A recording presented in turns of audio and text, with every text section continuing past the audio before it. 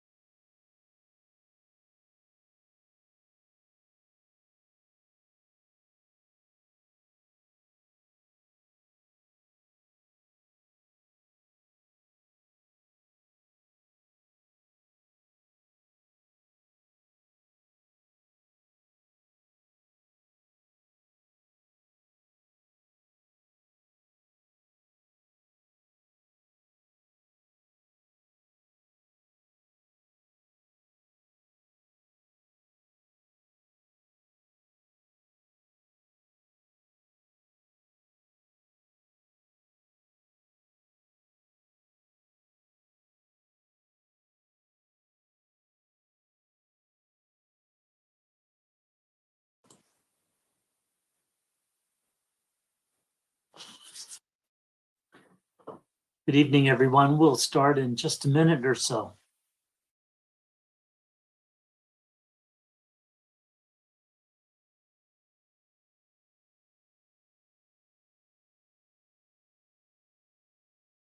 Recording in progress.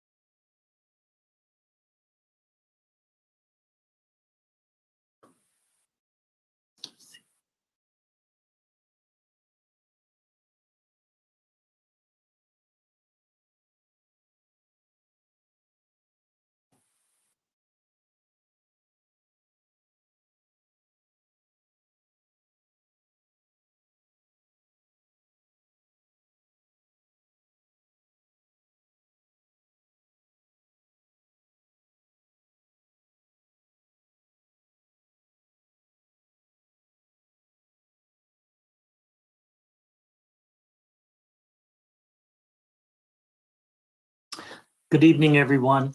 This is a regular meeting of the Pacific Grove City Council. It's Wednesday, February 2nd, 2022 at 6 p.m. Ms. Kendall, will you give us a roll call, please? Yes, sir. Mayor Peak, Here. Mayor Pro Tem McAdams, Here. Council Members Emilio, Here. Coletti, Here. Federi, Here. Smith, Tomlinson,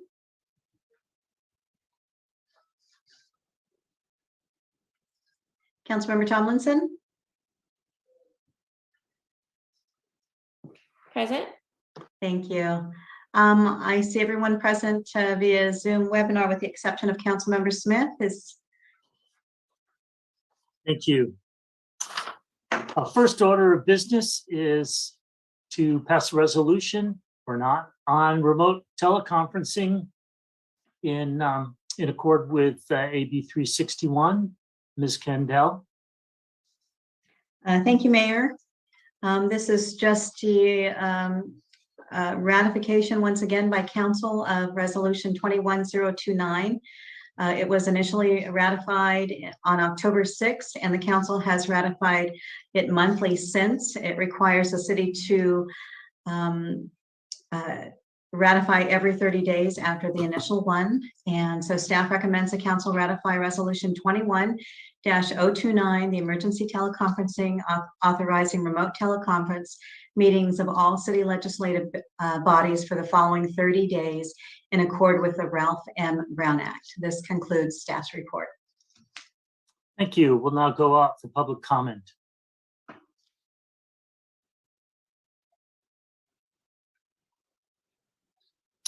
We'll give folks a moment. Anyone in attendance from the public wishing to speak on this item? Yes. Lisa Ciani, you have the floor. Welcome.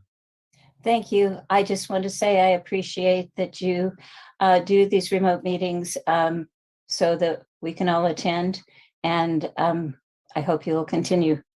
Thank you. Thank you. Thank you. Inga Lawrence-Doimer, you have the floor. Welcome.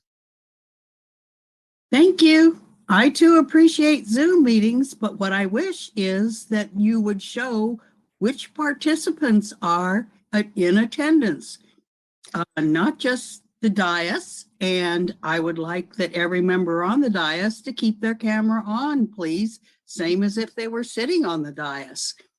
And if we were in person, we would see who is participating.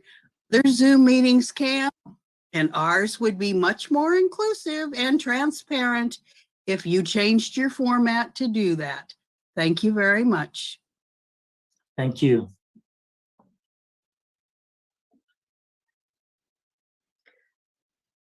I see no other hands raised, Mr. Mayor. Okay, we'll close public comment. Mayor Pro Tempore McAdams. Thank you, Mayor. I just was wondering if there is an update on the potential of having hybrid meetings. So we have heard from some members of the public that are eager to be back in council chambers. And I believe that we have some council members that would perhaps like the flexibility of being in person. And so if we can just get an update on that, that would be great. Mr. Harvey, I think that question is directed at you.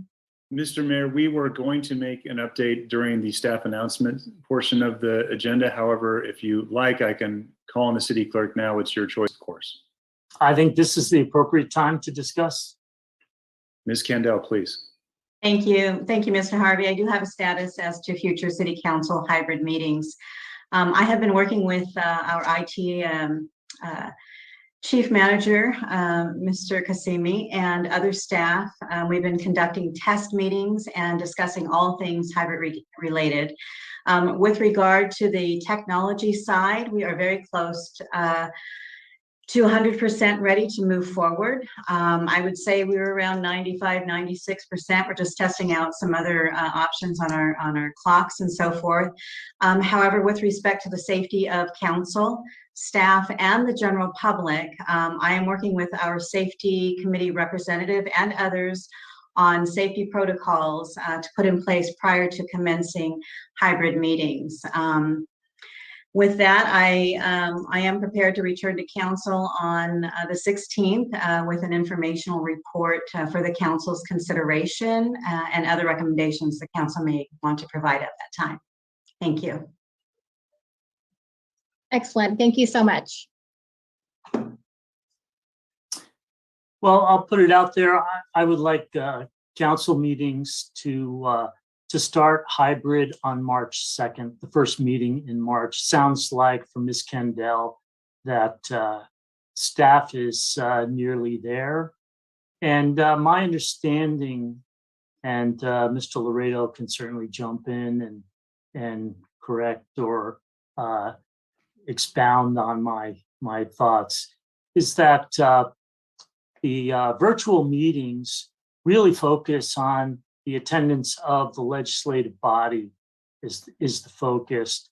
And if we decide to go hybrid, that means that this body council could attend virtually without public noticing that's associated with the Brown Act. That is, that the meeting place, your home ostensibly, would have to admit the public. There would have to be noticing at your home.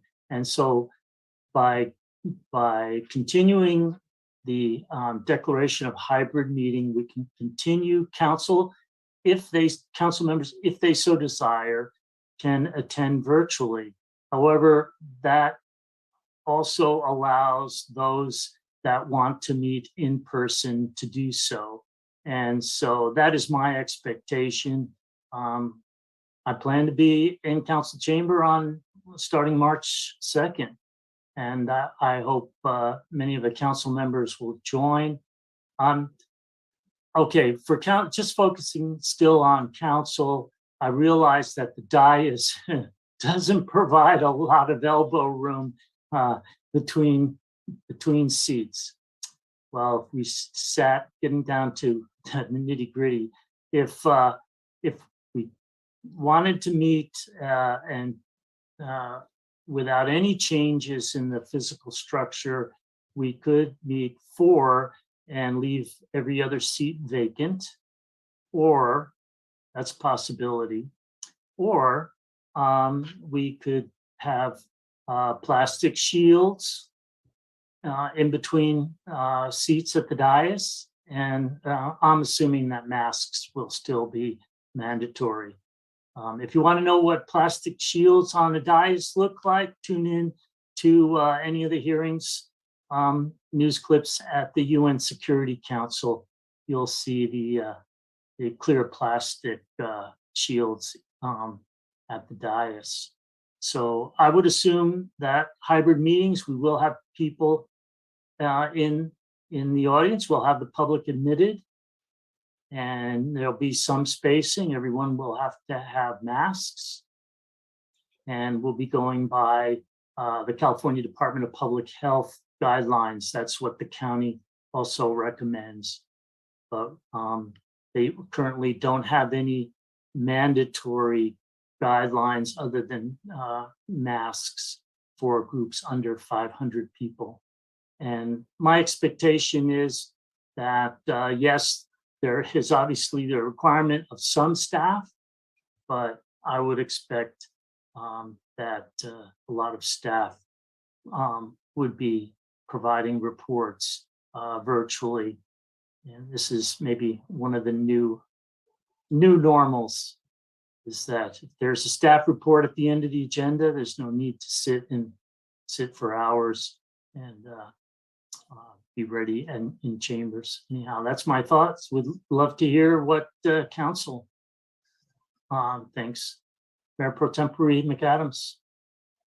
Thank you, Mayor. Unfortunately, the plastic shields don't really do much. It really has to do with the room ventilation, but it does give a good visual of perhaps what a boundary would look like. I think my only request, and Sandra, thank you for working with the safety person. I would not feel comfortable in the chambers if people of the public or my colleagues had cloth masks on. And as we're hearing more about mask quality, I would want to make sure that we have properly fitted N95s and have masks available to the public, and whether those be N95s or regular medical masks. But I definitely will not be indoors with the public if people are wearing cloth masks or tying a bandana over their face. As far as something that the city of Carmel is doing is they're having staff and the council meet in chambers. They have a small council chambers as well, and members of the public are sitting in another area at City Hall, but they are welcome to come in and give their public comment and then go back to the sort of lobby area. That might be an idea, because we are going to run out of space in the chambers fairly quickly. So I don't know if we would want to have some sort of reservation system for members of the public, if we're going to have staff and potentially council sitting not at the dais and in other areas of the chambers. So those are just kind of my thoughts. I definitely, and I have said this before, want to make sure that we're able to switch to full online if needed, like the city of Seaside did during this Omicron surge. They closed City Hall for 30 days and went to only online meetings. So I think it's important that we're able to keep that continuity of business. So thank you so much. Councilmember Tomlinson. Thank you, Mayor. Yeah, I don't have a lot. All the comments I've heard tonight are that I agree with. It's a lot to think through. I don't know that I have any huge offerings of solutions to add. So I appreciate Sandra and team for thinking it all through. My only comment is I've while not perfect, I see major value in having the online option for the public. You know, if talking about council, we've been talking a lot about how it affects council, but if I'm a member of the public and I, you know, want to participate, being able to participate online and still have my comments heard for the items that make sense to me and not having to come down to the City Hall, you know, coronavirus aside, I think that's just a very great side effect of COVID, actually, to have our public participate. I've seen so much attendance and so much more involvement from the public because of it. And so I'm hearing people like Lisa Gianni and Inga say that, this has been, while not perfect, a great ability for them to participate. So all that to say, I don't want that to go away. So even if we do find every safety precaution and we have an overflow area for the public and yada, yada, I still think having the online hybrid version for the public to participate at a higher level, I don't want to lose that. So I hope we can keep that in mind. And as far as my personal ability, I think that the safety is being thought of, and I appreciate that. And I very much look forward to being back in person, looking people in the eye, and seeing our public again, and being in council chambers. So I'll wear whatever mask you want me to wear. It sounds great. Councilmember Fedori. Thank you, Mayor. I actually agree with all the comments stated so far too. I just wanted to make note that the city clerk had mentioned that she would come back on February 16th. Along with that recommendation, perhaps you can also suggest when we can actually resume, whether March 2nd would be a good date to resume or whether it needs to be later. Safety is obviously the highest importance, not only for us, but also for the public. So as long as the protocols are there, I'm good with it. Just if you can come up with some recommendations on the dates too, that would be helpful. Thank you. Councilmember Coletti. Thank you, Your Honor.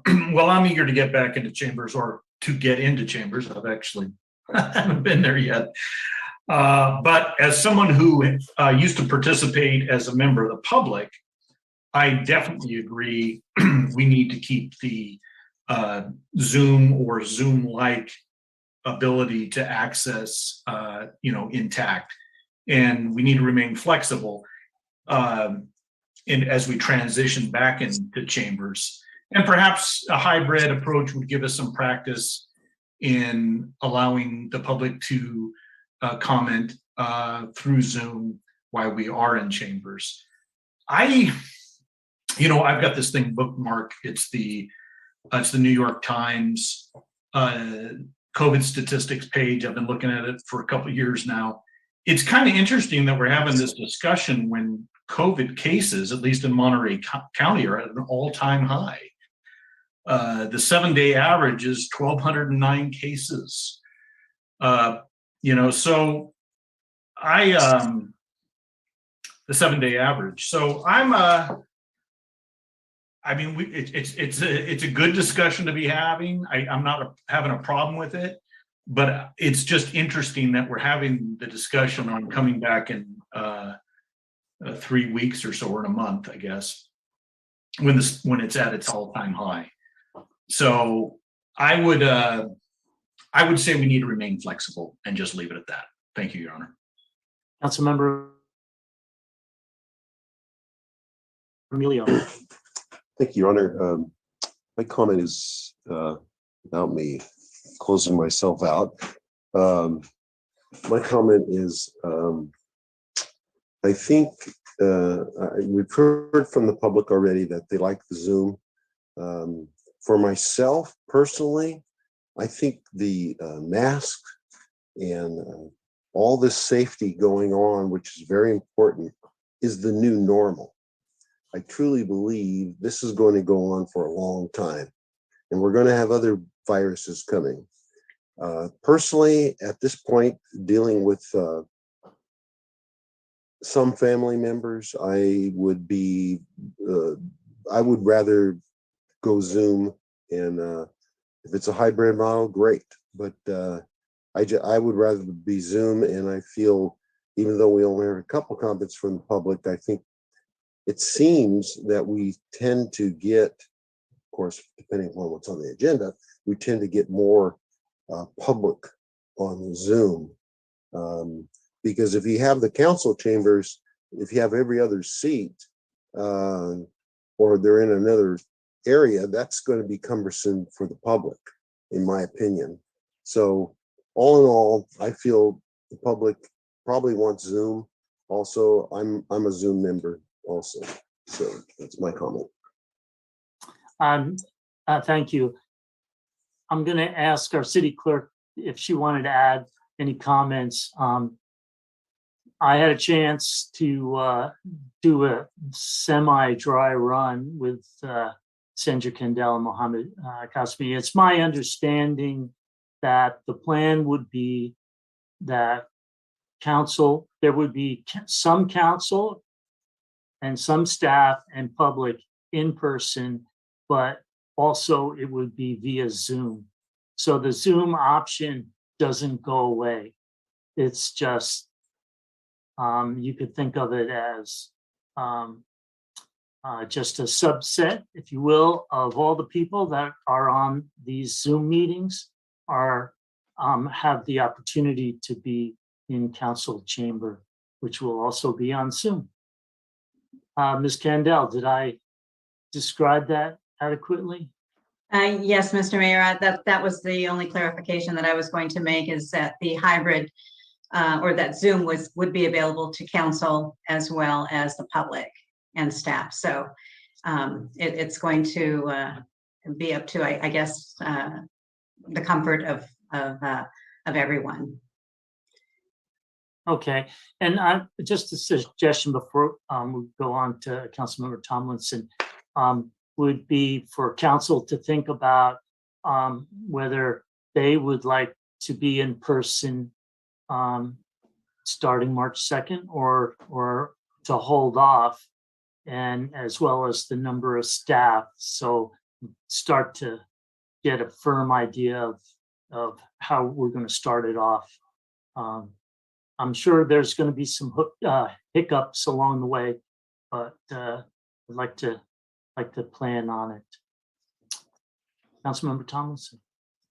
Yeah, I'm sure you're thinking of all this, but I just I feel like if we're the public, again, I'm thinking about it from the public's point of view. If we have a item where lots of people want to show up in person and we've got it spaced out for safety, so we can only accommodate, let's say, 20 public or some number that's on the small side. You know, I heard Mayor Pro Tem mention a sign up, which is a good idea, but or is it going to be first come, first serve, or some way to communicate to the public of how do you come in and get that seat? And then if you get turned away at the door because of the safety concerns, you know, you run back home to get on Zoom, and how we'll work that out week to week. I could see that being a little complicated, and I don't want to, you know, have certain folks always knowing how to get their butts in the seats, and they're showing up an hour early. And I mean, we're not that popular, I don't think, but it just seems like it could be difficult. And so I don't envy the challenge. I appreciate Sandra working through these considerations. So thank you. I'll just add, I think that's a great suggestion. We need to communicate to the public as to how they can attend in person if they so desire to do that. They need to know what the protocol will be well ahead of time. So I think that's a great add from Councilmember Tomlinson. Right. I think we're probably overdue now for a recommendation and a vote. Should I go ahead? I'm not seeing any hands. I'll ratify Resolution 21029, emergency teleconferencing, authorizing remote teleconference meetings of all city legislative bodies for the following 30 days in accord with the Ralph M. Brown Act. I'll second it. And a vote, please. Mayor Peak, Aye. Councilmember Emilio, Aye. Council members Tomlinson, Aye. Smith, Aye. Kaduri, Aye. Coletti, Aye. and Mayor Pro Tem McAdams. Aye. Motion carries 7-0. Will everyone please join me in the Pledge of Allegiance? I pledge of allegiance to the flag of the United States of America and to the republic for which it stands, one one nation, nation, under under God, God, Brown, indivisible, indivisible, with liberty liberty and and justice justice for all. Can I have a motion to approve the agenda? I'll make a motion to approve the agenda. And a second? Second? All right. Thank And a vote? you. Councilmember Emilio, Aye. Mayor Pro Tem McAdams, Aye. Councilmembers Coletti, Aye. Paduri, Smith, Aye. Tomlinson, Aye. and Mayor Peak. Aye. Motion carries 7-0 to approve the agenda. Thank you again. I have a first order of business is a proclamation recognizing Mo Amar's 29 years of service on the Pacific Grove Chamber of Commerce. And normally I'd be standing at the dais with Mr. Amar and a certificate, but I'm just going to have to read it off and I'll give it to him later, probably in council chambers. Whereas Mo Amar first came to Pacific Grove as a honeymooner and raised his family in Pacific Grove since 1986. Mo has faithfully served on the Pacific Grove Chamber of Commerce for 29 years, recently retiring as president. He has provided guidance, leadership, and financial stewardship that helped build a strong and vibrant Chamber of Commerce. And Mo's dedication and enthusiasm for the community has been lasting and without parallel. He was awarded the Key to PG by the City Council in 2000. And whereas Mo Amar has made numerous contributions to the community and city government over the years, including forming the Business Improvement District, the Hospitality Improvement District, establishing the Tourist Information Center, attracting new businesses to Pacific Grove, serving on the Economic Development Committee for 27 years, and building better relationship between residents and the business community. Now be it resolved that I, Bill Peak, as mayor of the city of Pacific Grove, am pleased to recognize Mo Amar for outstanding dedication and service to the city of Pacific Grove. And now I think we have, before we hear from Mr. Amar and council members, I think we have some board members, chamber board members. If you could raise your hand, I see Joe Shamas. If you could please unmute him.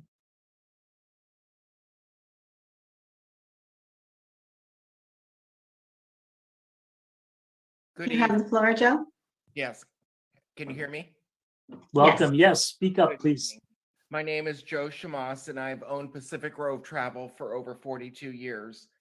And I was chairman of the PG Chamber of Commerce Board of Directors when we hired Mo 29 years ago. And Mo and I were both 10 years old. Mo's initiative and boundless energy made the PG Chamber of Commerce the envy of chambers up and down the coast, and we heard this many times. He built up the chamber to a viable and important piece of Pacific Grove. I could be here all night extolling his successes of Mo over the years, but here are just a few.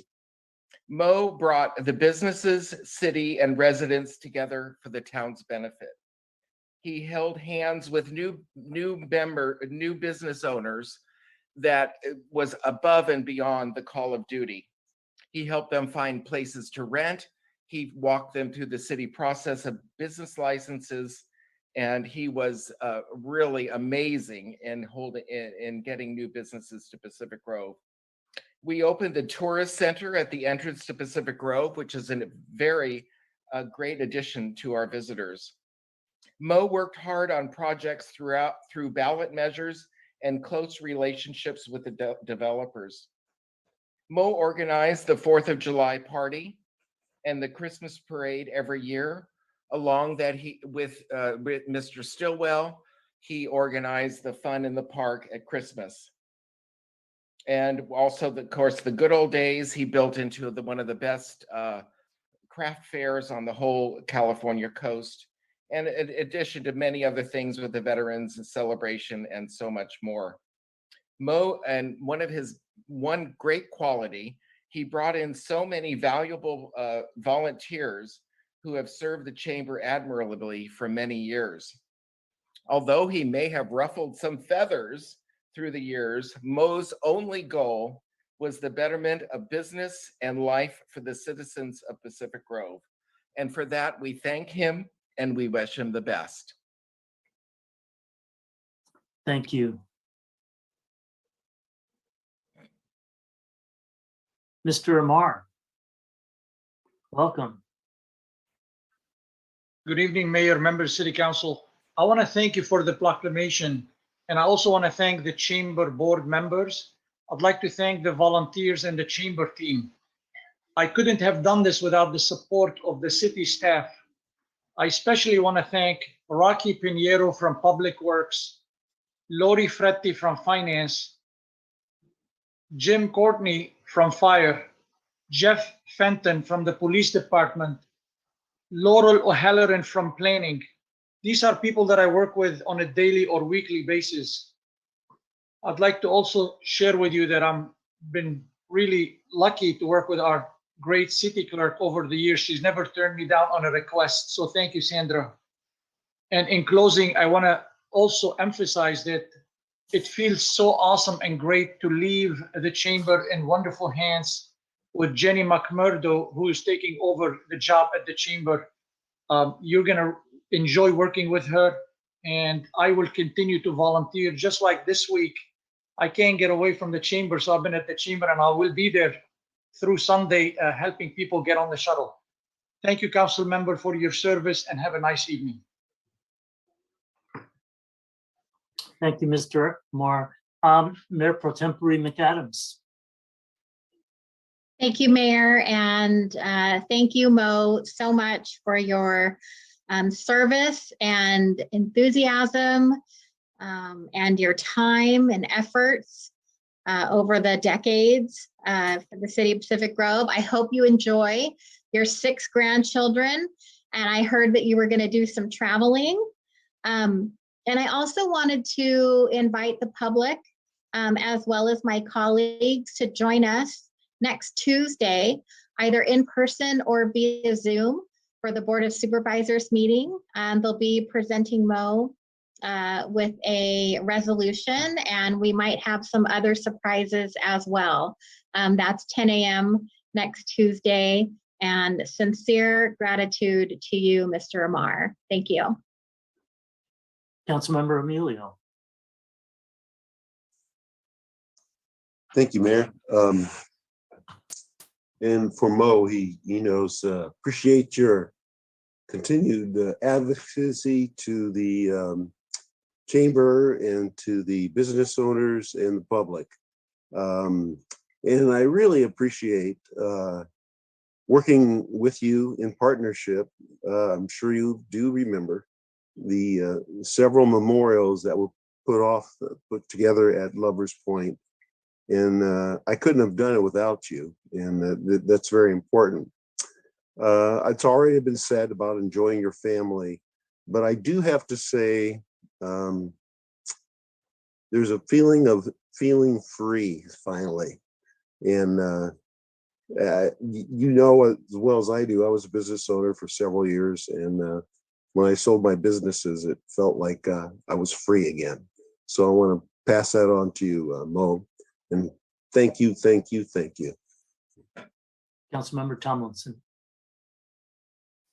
Thank you, Mayor. I also, Mo, I just want to add my thanks as well, and congratulations. I am new to, when I first came on council and met you, you were welcoming and open and extremely positive and thankful. And this isn't a job that's really easy to be always positive in the navigating of what's going on with cities and the politics and the businesses. And I really commend you and look up to you for your positivity and your enthusiasm for our city and the dedication that you and your family have put forward for so many years. And it shows every time you speak, your passion comes through for Pacific Grove, and it's impressive and something to really, you set a great example for all of us. So thank you for all of your hard work and the years that you've given to the city. Behind it all, I'm sure, is your family. They're a wonderful bunch. I've loved the ones that I've met. I look forward to seeing them out and meeting them more and you getting to spend more time with them. But please thank them as well for making it possible. And your appreciation towards all of us and towards staff in every time that you speak is something I will remember you by. And I know it's sincere, and I think it's always been a really neat. It's without fail, you always thank us for our service, and tonight we get to thank you for your service. So thank you, and we really appreciate all that you've done. So thanks. Councilmember Peduri. Thank you, Mayor. And I would also like to echo the same kind of comments. Mo, you have an exemplary accomplishment here for someone, and really for someone who is retiring. You're an extremely energetic individual. Thank you for all your years of service and for helping everyone in the community, and that definitely includes me. I must also say that I've not seen any proclamation with the word honeymoon in it. So that's unique, just like you. So thank you, and enjoy the retirement. Councilmember Smith. Thank you. Mo, congratulations, and thank you so much for your service over the years. It is appreciated. Thank you. Councilmember Coletti. Thank you, Your Honor. Joe Shamash mentioned Mo is tireless, and that's an understatement. Working with Mo, the one thing I learned was his outstanding work ethic. It's just incredible, and he does it for the community. He does it for his board, and he just enjoys doing what he does, and he does it very well.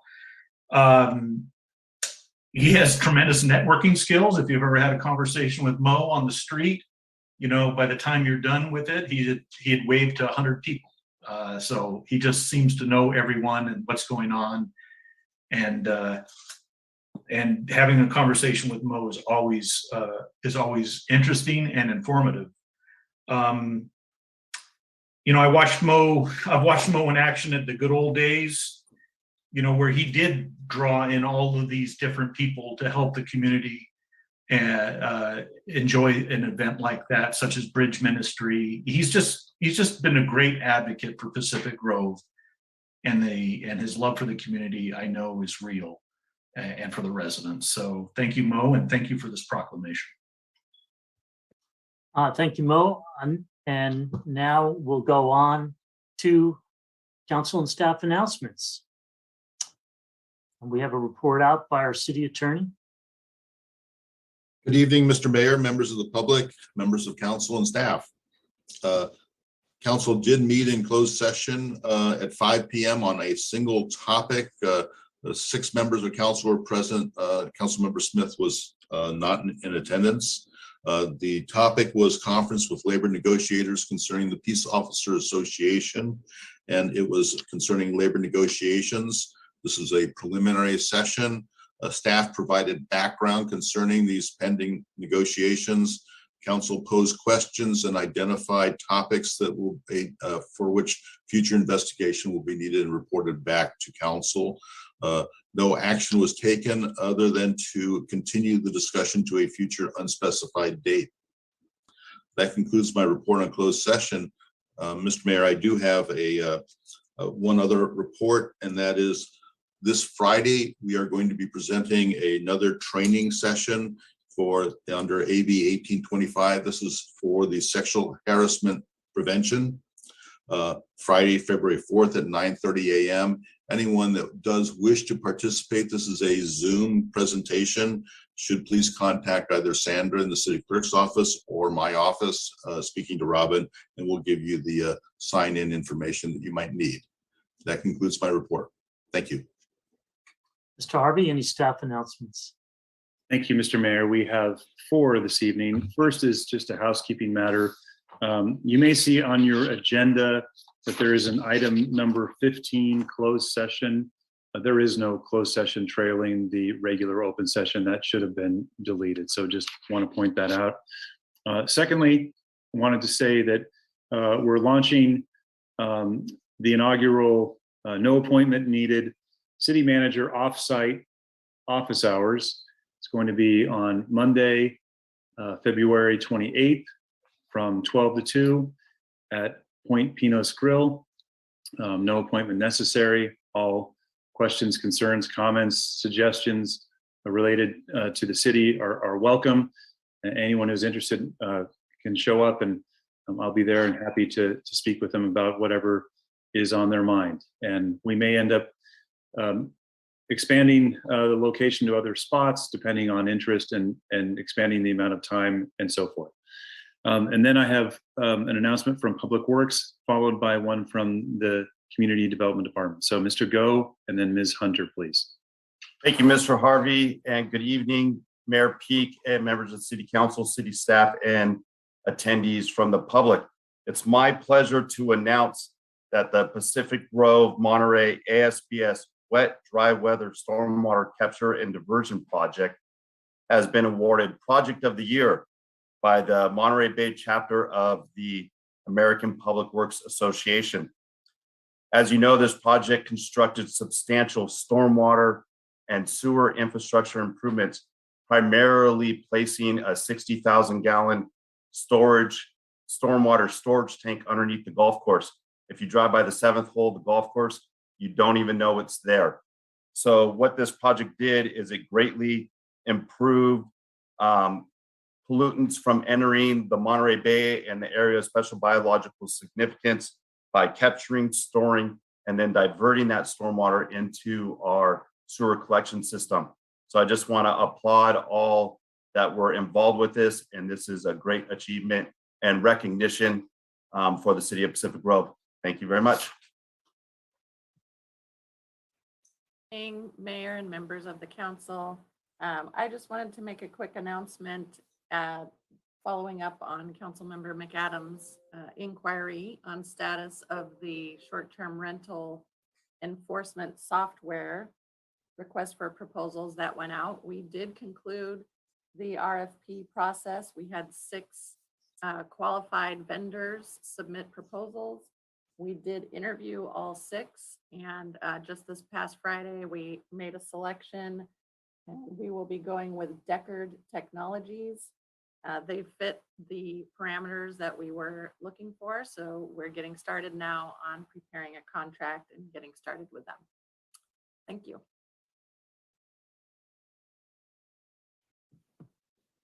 Right, we'll now go to council announcements. Councilmember Tomlinson. Thank you, Mayor. So I spoke with staff earlier, and some of you know, but I've had kind of a special interest with the lighting downtown. It was a CIP project that we all approved, and it's something that Public Works has been implementing, although it's taking a bit longer. And I got an update from them, and I just wanted to share it with the group. It's moonlighting or downlighting on all the trees along Lighthouse, and they've installed about 80%, I'd say, of the lighting. And it's wonderful, looks great. And there are 2 large trees that still are awaiting the lights and the equipment. It's just the supply chain has been taking quite a bit of time. So once those come in, which they've shipped, so once we see them, they'll install those. And that project in the moonlighting sense is complete. I have been talking with Public Works about possibly additionally wrapping the trees with twinkle lights. So just at a future date, the Public Works might put up 1 tree so that we can review it and see and get some public feedback on whether a twinkle light is too much or a good complement to the downlighting. So That was something I was interested in updating, so I felt like making it an announcement to let you all know and encourage you to ask about it if you have any other questions as well. And then hopefully we can get some feedback about whether the racks or the twinkle lights should come back. I've had a few people from the public ask me for those to come back. So that's my announcement. Thanks. Councilmember Baduri. Thank you, Mayor. I just heard about being the project of the year. That's really fantastic news to start the year. So congrats, Dan, and to all the staff involved. My announcement is really around the SB 1383 legislation. As you may all know, that Monterey County residents can put food scraps in the green curbside cart, and PG residents can pick up their free kitchen counter food scraps bin at the Public Works Corporation yard every Monday and Tuesday between 1 and 3 p.m. or Saturdays at the PG library from 10 a.m. to 5 p.m. And this is through February. Thank you. Mayor Pro Tempore McAdams. Thank you, Mayor. February is Black History Month, and this year's theme is Black Health and Wellness, which pays homage to medical scholars and healthcare providers. The theme is especially timely as we enter the third year of the COVID-19 pandemic, which has disproportionately affected minority communities and placed unique burdens on Black healthcare providers. Today, I would like to praise and thank Dr. Corbett. The vaccine concept incorporated in the mRNA-1273 was designed by Dr. Corbett's team from viral sequence and rapidly deployed to the industry partner Moderna Inc. for phase 1 clinical trials in 66 days from viral sequence release, which is unprecedented. So if you received the COVID-19 vaccine, it was all in part due to an intelligent, tenacious, and fearless Black woman, Dr. Kismakaya S. Corbett. Thank you. I have two announcements. First of all, if you're interested in gardening, community gardening, Amy Colony is scheduling a number of events. Next upcoming one is George Washington Park. It's Saturday, February 12th at 9 a.m. And my second announcement is that I'll be giving a State of the City Town Hall address on Wednesday, February 23rd, starting at 6 p.m.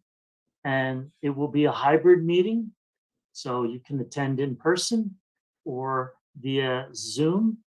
And it's at council chambers. So it'll be a little warm up for test for our hybrid council meetings. So now on to general public comment. Thank you, Mayor. Inga Lawrence-Doimer, you have the floor. Welcome. Thank you very much. I was really hoping that I would hear something about the Monarch Resort fiasco here. And I call it a fiasco because apparently from conflicting news reports in the newspapers, from the Pinecone and the Monterey Weekly, and I'm not on social media, but I have been contacted by concerned citizens wondering what in the world is going on, that we have partnered with some organization or whatever that in a hotel that is not even available for sale. And this is creating a lot of dissension and frankly, a bad backlash on transparency at City Council and what's going on. So I would suggest that you address this matter quickly. Thank you very much. Thank you.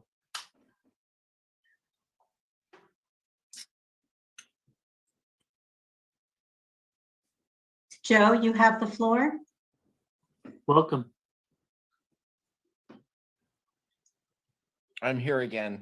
This is Joe Shamas, and I live in Pacific Grove. I'm a lifelong resident. And on another topic, I just wanted to address the Feast of Lanterns. I heard that the board of the Recreation Board is recommending denying the feast for 2022. I'm a former board member of the feast. I am currently the fireworks chairman.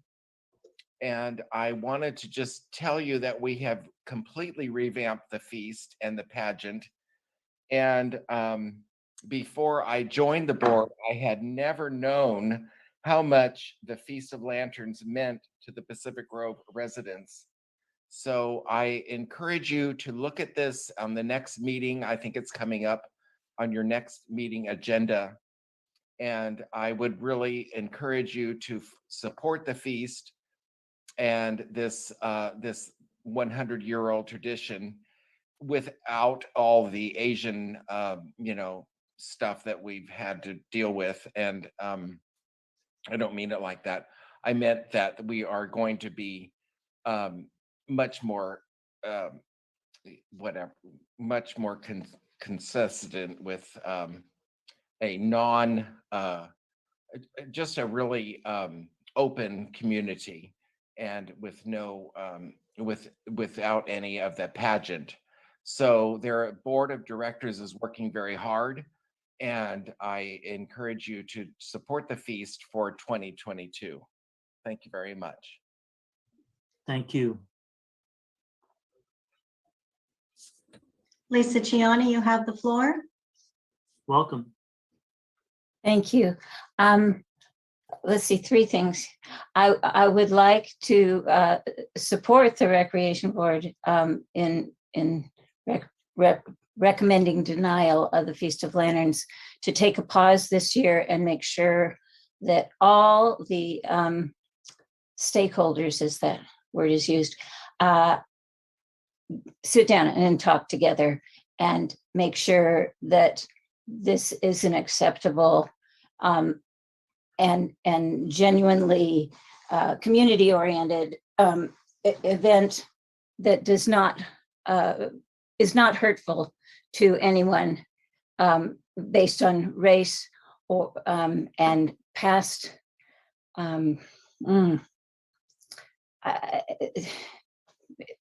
past very negative and hurtful events. And furthermore, the Feast of Lanterns fireworks are a huge issue for our marine wildlife, our residents with PTSD, and our pet companions, our dog companions, who experience some of whom experience great anxiety. Let's see, that's one. As Inga mentioned, clearly the Monarch Resort very low income housing issue is a huge concern. With the city launching into something that apparently was half-baked, that that the owners say, oops, we didn't know that we were going to sell this to you. And so that leads me to my concern I've had for a long time and just haven't brought up yet, is the city manager's report that is no longer weekly, only weeks with council meetings. And the fact that we're not getting, not only is it not dealing with big issues, not telling us the status of things like the ATC project and this Monarch Resort issue. It's,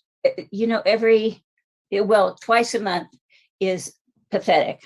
I can compare this to Monterey, which has emails that went out daily during the worst, it's not really anymore the worst maybe, but during the early days of the pandemic, and now in 2022 has cut back to 2 or 3 times a week. So I would like to see some improvement in transparency. Thank you. Thank you. Rebecca Lee, you have the floor. Welcome. Thank you. Good evening, Mayor and council members. The continued drought is, of course, having a negative effect on our trees, and I'm sure this concerns all of us. It was great to get the rain in December, but now here we are, back to hot and dry. The water that trees bring into themselves for their daily transportation, for their water and nutrient distribution, simply isn't there reliably. In the book, The Hidden Life of Trees, when trees are very thirsty at the ultrasonic levels, they scream. Whether you take that as a reality, that this is a being with spirit screaming, or anthropomorphically, and that the vibrations of the interior flow of water is interrupted, is up to you. But either way, it's clear that the trees are suffering. And that makes me uncomfortable because I'm sympathetic with them, but also because I don't want water-seeking roots to crack my home's foundation. So I've taken some actions I wanted to share with you. At the back of my lot, I have a giant double-trunked oak tree that sits 4 or 5 feet from the corner of the foundation off to the side of the driveway. And that foundation was poured in 1989. I bought the house in 2010, so I don't know how large the trunk or critical root zone was in 1989, but now each of those 2 trunks is 30 inches in diameter. The driveway right next to the tree was paved in asphalt when I moved in. My adjacent yard was concreted over in 2008. On the other side of the tree, my neighbor has grass that graciously allows water to reach the roots. So during the subsequent droughts after I moved in, I learned it's not so hard to shovel up asphalt. And so I did. And so that rain could reach the roots in the driveway. And I'd wash my car in the wood chips I put over the dirt so that water could soak in. And then I got a laundry sink and figured out how to run the water through a hose from my washing machine out to the tree. So at that time, people were telling me, oh, I was wrong because oaks don't like a lot of water. But I observed that the drought has changed things. And when I looked at the tree after a rain before drought, its trunk and branches would look swollen and they developed cracks to accommodate all the water they were able to store. And now they don't do that. So I know they aren't full up of water. And I also cut the concrete of the majority of the backyard out to put in a vegetable garden, and I'm sure that helps the tree as well. It's a really great tree, and I really like it. And I've had no problem to date with the foundation or the roots.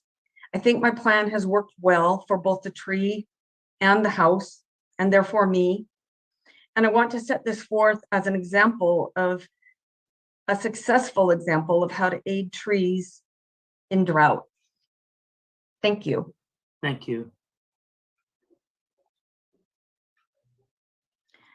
Kimberly B., you have the floor. Welcome. Thank you. My name's Kimberly Brown, and I was also at the Recreation Board meeting a couple of days ago, and the chair has requested a study, is going to be requesting monies for a study to council. I don't know when that's going to happen, but I do have concerns about the study in looking at open space and the use of parks. And whenever I hear the word study, I think, how much is the taxpayer money is going to cost for these studies? And to really look at, anytime that city is asked for money, look at the value add of the study and what is the city residents going to gain from a study? Because staff is really pulled in so many directions, with the Monarch Resort Hotel being a fiasco, the ATC Hotel still being up in limbo, and the whole idea of traffic is still an issue that is not being addressed through the ATC Hotel. I just really feel that the city is really stressed in many directions. And I just really hope that priorities are set straight for what the residents are asking for. Thank you. Thank you. No other hands are raised, Mr. Mayor. Oh, I'm sorry, somebody raised their hand just now. Carmelita Garcia, you have the floor. welcome. Thank you very much. Good evening. First and foremost, I thank you for your service. Tonight, I wish to speak regarding the minutes and recommendations of the DEI Task Force. On January 19, 2022, the DEI approved minutes from their November 8th, 21 meeting, which was on the council's consent agenda. The DEI met on January 10th, 2022, and approved meeting minutes from the December 6th, 2021 special study session and minutes from their December 13th, 2021 meeting. Although approved, those minutes have yet to be placed on a council agenda. I raise this issue because at the January 10th, 2022 meeting of the DEI, they approved the following recommendations presented to them on December 13th, and you've yet to receive them. One, the city council ratifies into the city's municipal code an anti-discrimination policy based upon Federal Civil Rights Act of 1964 and the Restoration Act of 1987 to make clear the protections based on race, color, sex, age, disability, national origin, and other protected classes in line with state and federal law to ensure a safe environment free of harassment, exclusion, and discrimination through the city. That the city put into place measures to express its commitment to inclusivity and non-discrimination through the special events application process, including the application and review by the Recreation Board and City Council, and that the city promote community healing around the topic of Feast of Lanterns with support from community partners. The DEI is a hard and dedicated working group. As a council, you have an opportunity to do some really meaningful work by way of their recommendations they approved. However, you need to have the information provided to you in a timely manner. And while I'm at it, I also request that you approve staff's recommendation and the Recreation Board recommendation not to permit the Feast of Lanterns this year or in following years, and to not fund the Feast of Lanterns or any event that sends any message such as what the Feast of Lanterns does for fiscal year 22, 23, and fiscal years in the future. Thank you very much. Thank you. That concludes public comment, Mr. Mayor. Your Honor, I heard a couple of questions from the community. Yeah. Councilmember Coletti, we're not normally answering community questions posed during general public comment that leads us into a discussion. Well, hopefully it was going to lead to a response from the city manager, but okay. Onto the consent agenda, I'd like to pull item 8C, workers' compensation, and moving that to 12A, ongoing business. Are there any other items on the consent agenda that council would like to pull?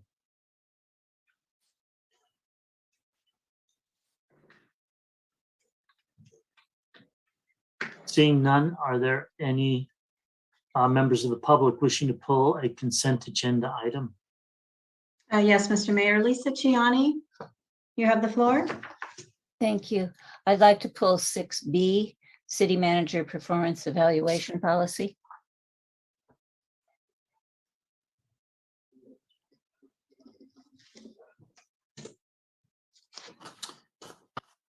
Okay, and that 6B, let's make that item 12B, as in boy, under unfinished and ongoing business.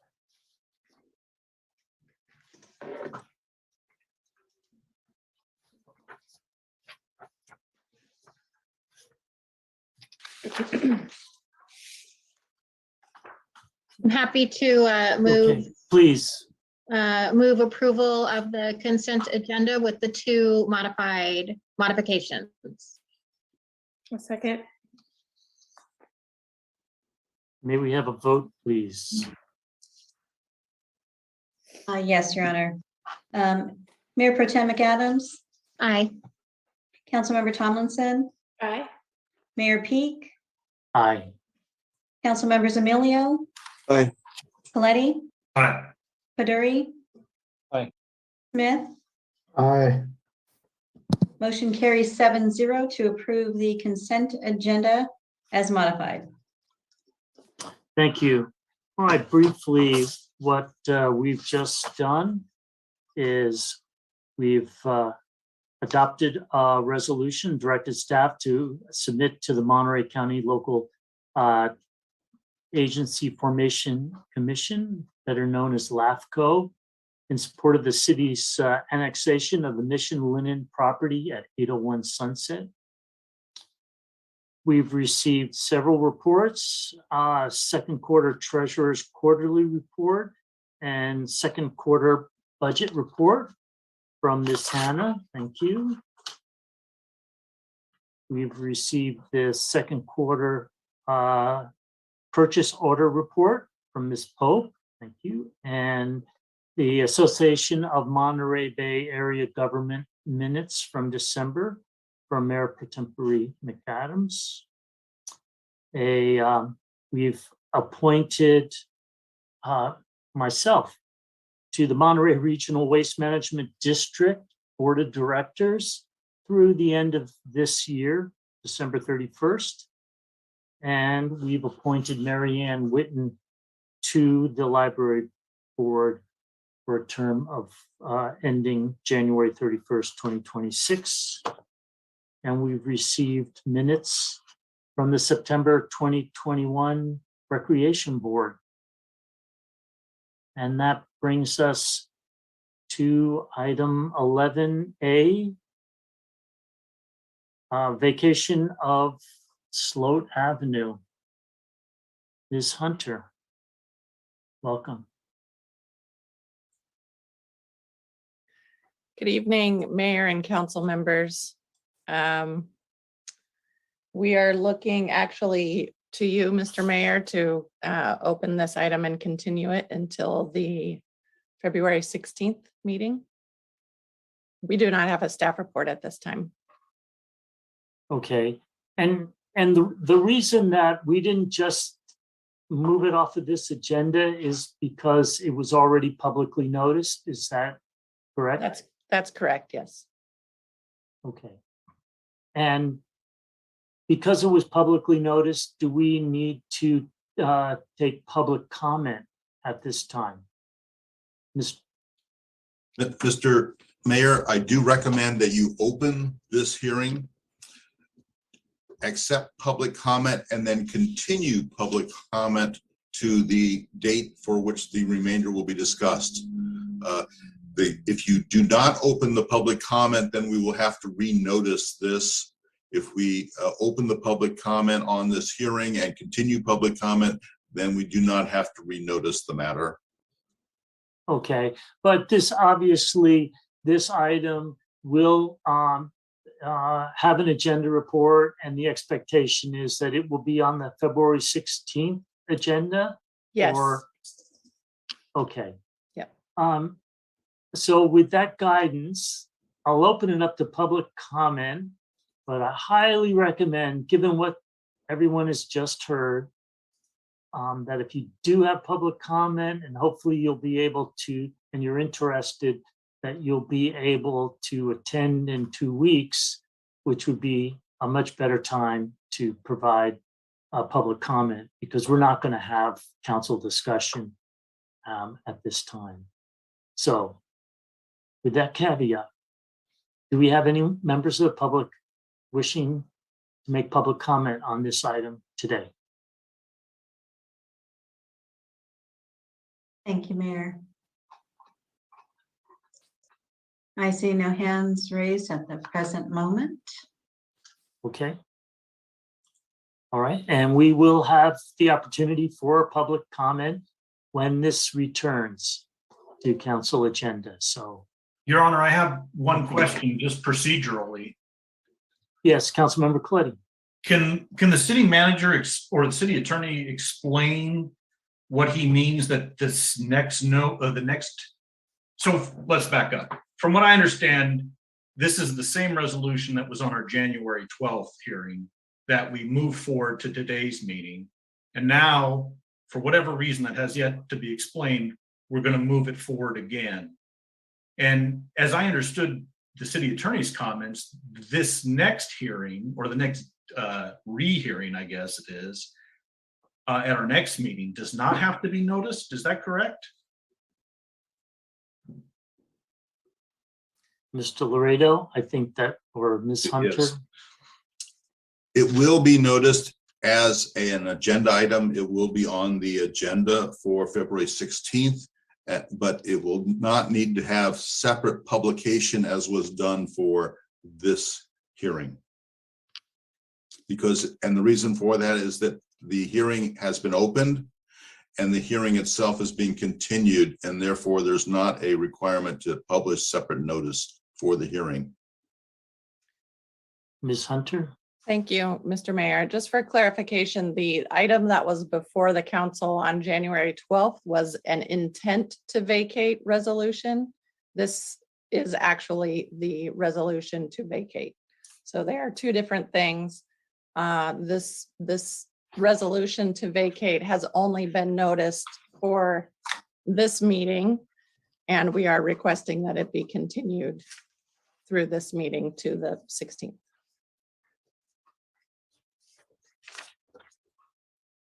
Okay.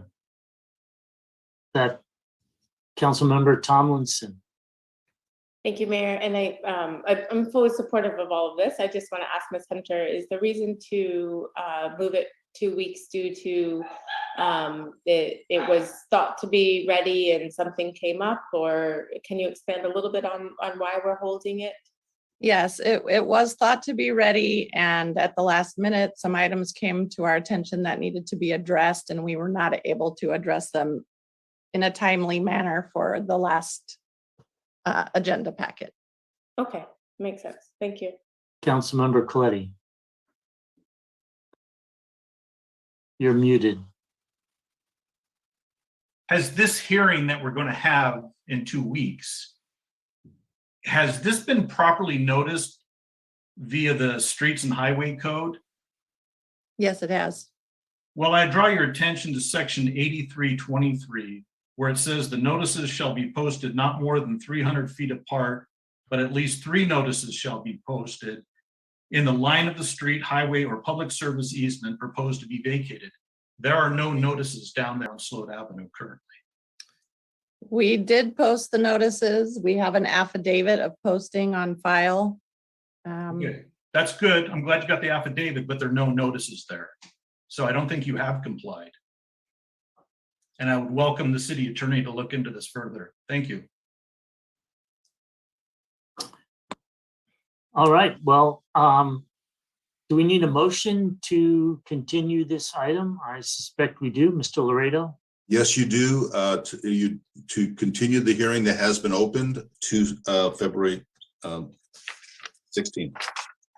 I'll make a motion to move that to February 16th. I'll second that. May we have a vote, please?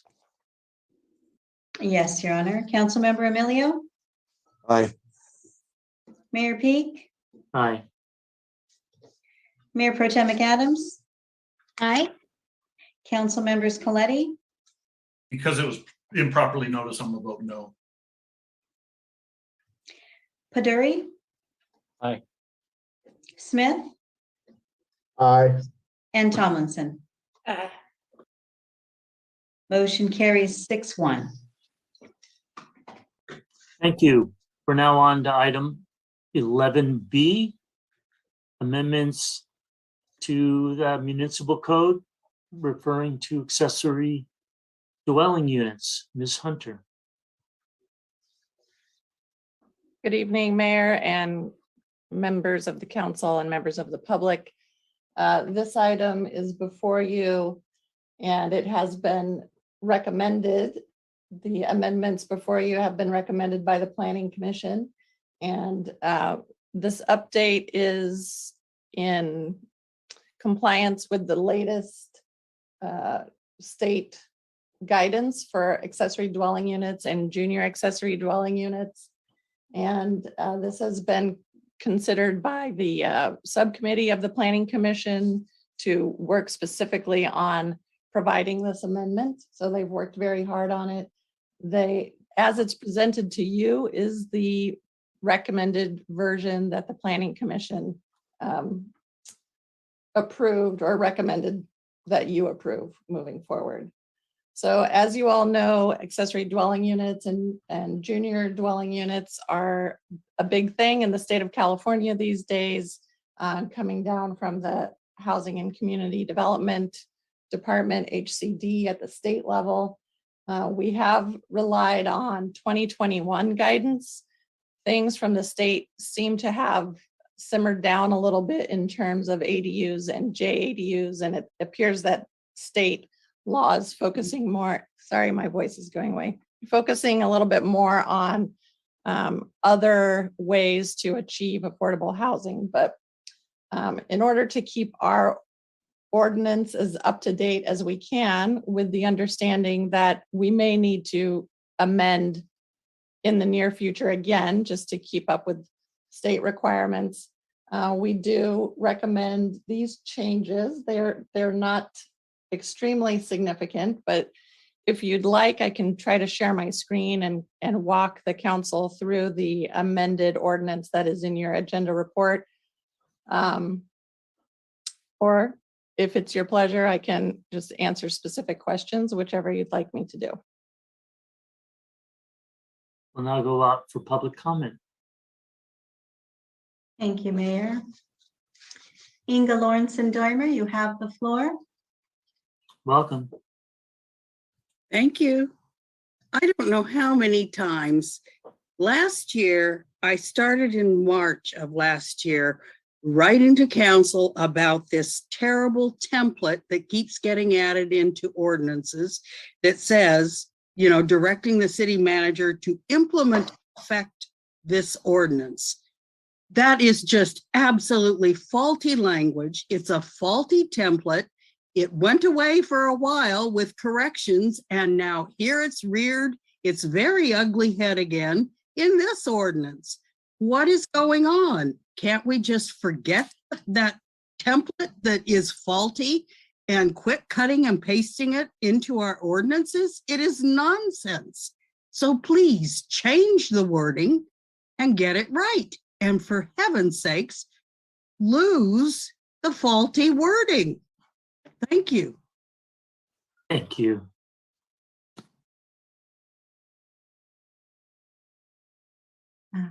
Rebecca Lee, you have the floor. Welcome. Thank you. Good evening again, council members and Mr. Mayor. I support the building of ADUs, of course, as housing and people who may financially need to use their property that way. But the part of this package that concerns me is the part that talks about how no tree shall prevent an ADU of 800 square feet or less from being built. I take this to mean that any tree of any size or any type can be cut down so an 800 square foot, which I assume is a junior ADU or smaller, can be built. I can't support that. There is too much creativity out there in existence to fail to be able to create a floor plan, tuck a corner around a tree, bulge a closet out on the other side to make, to change around the square footage to accommodate a tree. Weren't these the lessons learned from the elm tree? How easily and doable it is to take hardscape around a tree and how much trees are valued by the people here. You've heard all the arguments against losing trees before. You're probably ears full, but you know, our canopy goals, how the trees roll in creating the beauty and peace of this place is just invaluable. From the Audubon Society, which talks about, which is part of our wildlife task force, but also talks about the habitat for birds. And you are responsible for all these things and not allowing the California's ADU streamlining process to completely run over free protections in our municipal code, which this draft document does. So how is some compromise possible? How can we create a win-win here? And I believe we can maintain tree protections by getting the trees moisture. So requiring gutter downspouts to empty onto the on-site trees and requiring above ground pier construction in the foundations so that tree roots and underground streams will not be disturbed. So if you can get the trees water, then they will be healthy. And these things are vitally important and very necessary to assure that the on-site trees stay healthy and can coexist with the closeness of the ADUs. We saw at the last meeting that when a traditional foundation goes up to or onto the critical root zone, the detriment of the tree's health causes problems. So you don't want to do that. So these are ways you cannot do that. But which do you want, to just okay the rampant destruction of trees, or to make some thoughtful changes requiring different ways of building ADUs?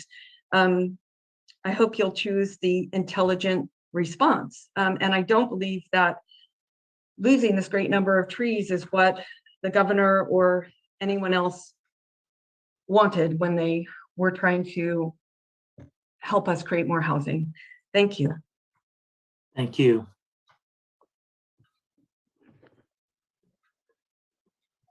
Anthony Cioni, you have the floor. Welcome. Thank you. Good evening, council and mayor. Mayor and council. I want to support Rebecca Lee's comments 100%. I'm an architect. I've worked around trees. I've worked around a lot of different natural features. I've worked around historic buildings. And if you make that a mandate, then I think you'll find most designers, most contractors, most property owners, most homeowners will want to do the same thing. That needs to be a mandate in the ordinance. If it's not there, it should be. I support having ADUs, but I think there needs to be a balance. There needs to be an orderly balance of how we're going to develop our properties. Otherwise, you're going to find out that we're in this lickety-split campaign to get ADUs going, and we leave behind things as trees. Rebecca Lee does not bark up the wrong tree, so please support her. Thank you. Thank you.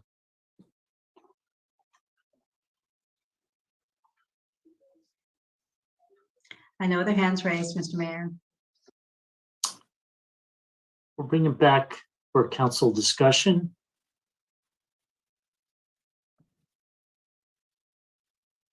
Well, I'll start off by asking Ms. Hunter if you could go back to the code changes in relationship to trees. Sure. The state requirements are very clear that we can't prevent an ADU of at least a maximum 800 square feet due to any local laws or ordinances. So as it's noted in your draft amendment, you can require a tree permit for tree removal or pruning that's otherwise required in Title 12 of our municipal code. But if any of our local restrictions prohibit the development of at least an 800 square foot ADU, then that's prohibitive, and people could rely on state code superseding our ordinance if that was the case. Councilmember Coletti. Well, following up on that point, if the ADU is less than 800 feet, then local rules could apply. Is that correct?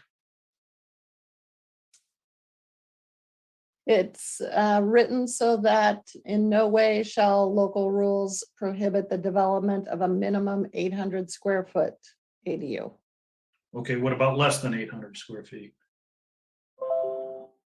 Less than 800 square feet can potentially be just utilizing a ministerial or building permit. Well, that being said, can you also require, where's the nexus of the tree ordinance and an ADU less than 800 square feet? I believe somebody could propose less than 800 square feet. Yes. And in that case, they would be required to follow the tree permit rules. Right. Thank you. That's how I read it as well. And that would apply to a JADU as well, correct? Correct. The, you know, one thing, one of the public comment, I guess we can address public comment now, thankfully, is that there seems to be a standard template for our ordinance. And some of the language just keeps, there's an error in the language just keeps replicating. One of the errors is in this ordinance as well, and it's the enacting clause, which is not to form as Article 15 of the city charter. So Mr. Laredo knows all about this, but this ordinance will have to be changed to be compliant with Article 15, subsection A. The council of the city of Pacific Grove does ordain as follows is the correct enacting clause. And one last question, Your Honor. Is this ordinance that we're seeing here tonight, is this identical to the one that was brought to the Planning Commission or came out of the Planning Commission back in November? Or have there been any staff amendments, or is it identical? Is that directed to me? Whoever knows. It is identical. There have been no changes made by staff since the Planning Commission. Okay, thank you, Your Honor. Mayor Pro Tempore McAdams. Thank you, Mayor. And I wanted to thank the Planning Commission staff and also the ADU subcommittee on taking the time and making sure that we are and remain in compliance as the ADUs sort of continue to change and morph. I do support this, and I'm happy to make a motion when the time is correct. Please. Great.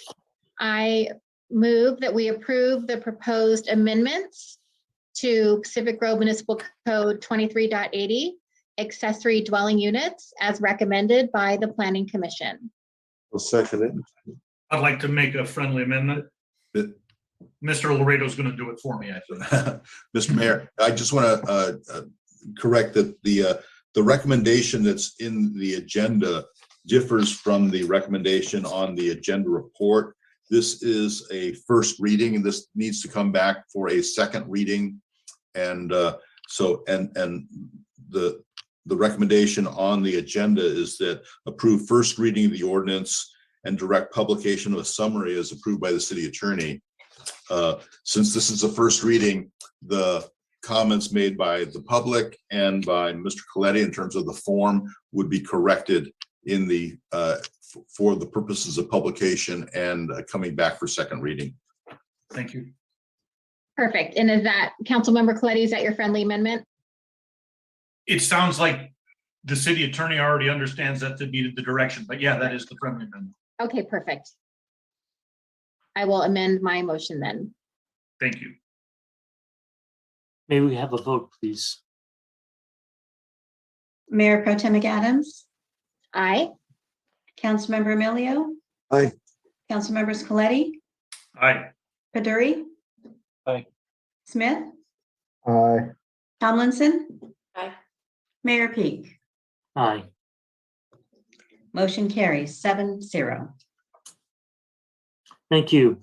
We'll now move on to the former item 8C, workers' compensation. Ms. Cray, welcome.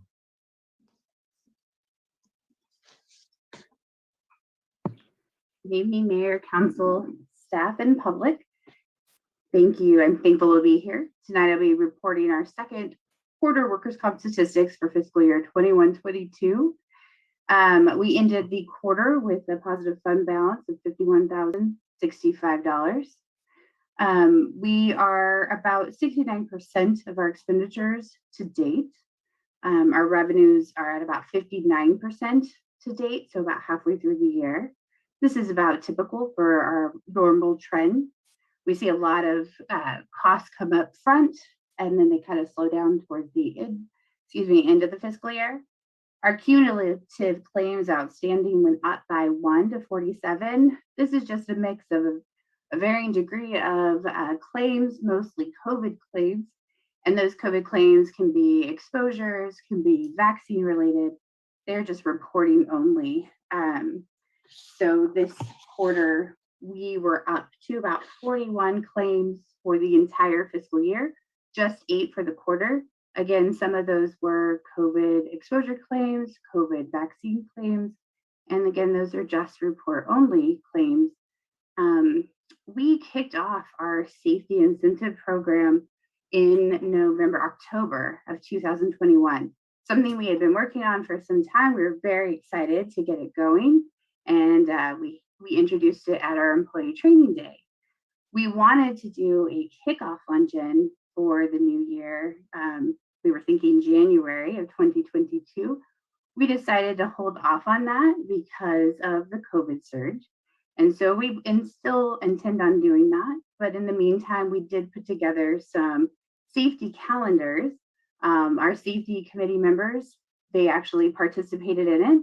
So the pictures are of our fellow coworkers, and each month has a safety tidbit of some kind of, like this month January rather, was safe lifting and stretches for your back.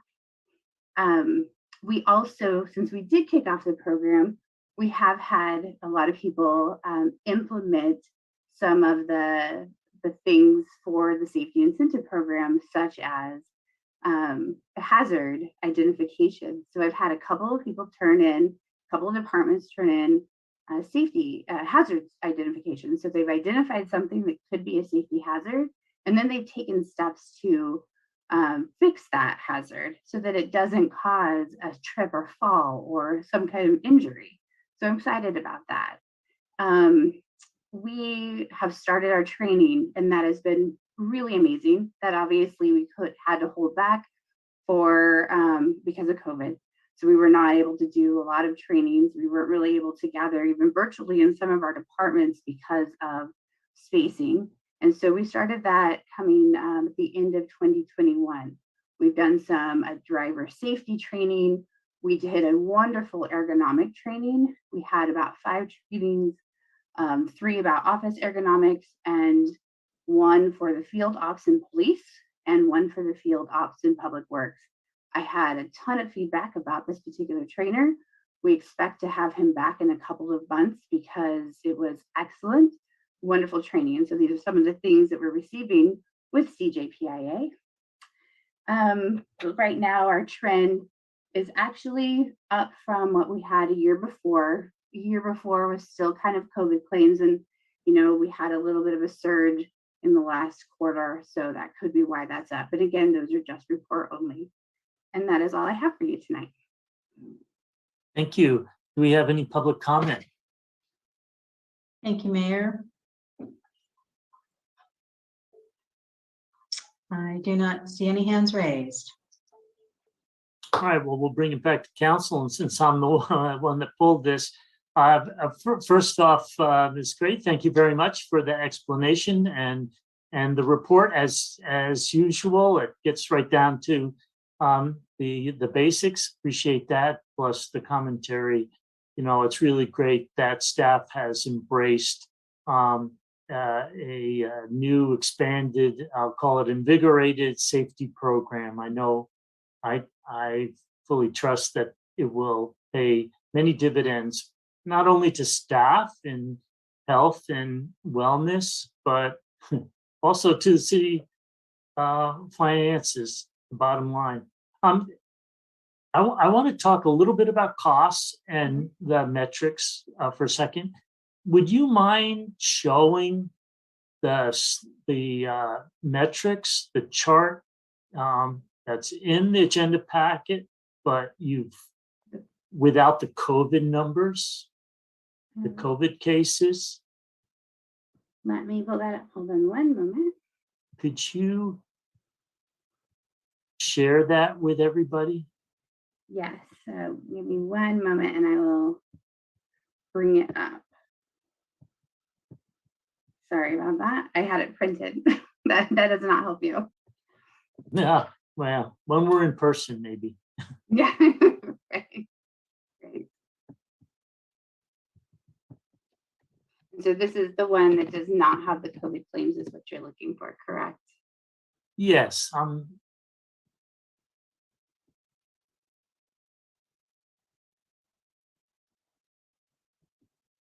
and this chart was sent to all of council previously, but the public hasn't seen it. Audrey, if you're having issues, I have it in the body of an email I can share with you. I don't have the original chart. I've got it right now. Let me share my screen.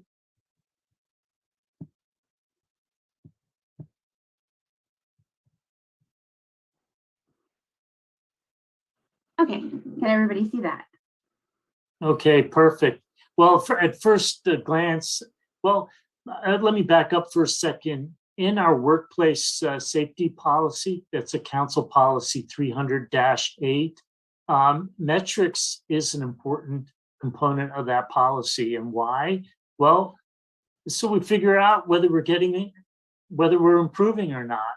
And in that way, give us some goals, understanding where we're at. So I quick look at this chart. It looks like this past four quarters, we have no disability or lost time claims. That's fantastic. Right. And not so fantastic is that we clearly have a bunch of first aid and medical only. Little hard to tell. This is 9 quarters, so difficult to, I think, make any long-term trends. But I think the other point I want to make is with this new safety program, I'm I guess challenging staff to create a baseline metric for these charts to say this is where we're at, and to hopefully in the future to find us getting safer as time goes on. I realize there's going to be it's going to fluctuate, but that's the way we need to be thinking about this. Is we're driving to a goal of actually theoretically zero claims, 0 accidents in the future. So we need a baseline, and I hope that staff will think about how to set a baseline for these metrics. And the other metric is expenditures. And the expenditure, if I have the numbers correct, for the first half of this fiscal year, July through December, the expenditures were $476,827. Yes, that is correct.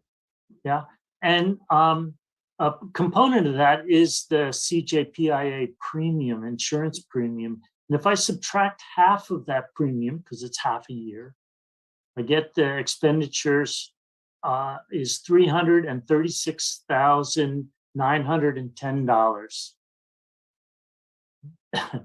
That's a sizable amount of money. Hopefully over the next 6 months, the cost of claims will be less. And I understand that this is not an average. You can't take the claims costs and assume it's sort of average by employee. It's only a handful or less of employees are the majority of the claims. Nevertheless, the goal is not to have those claims in the future, because this is a sizable cost, not only in employee health and wellness, but also lost time and the cost of medical care on the city. So I'll get off my soapbox. Thank you very much, Ms. Cray, for showing us this and continuing to promote safety in the workplace. Thank you. I appreciate it. Thank you very much. Have a good night, everyone. And well, we just won't let you off just this moment unless there's any council comments on this. Looks like I've said it all for council. So thank you again. Thank you. And now we'll move on to, there was just to receive the report, so there's no vote, no motion. Next is the former item 6B, and that's the city manager performance evaluation.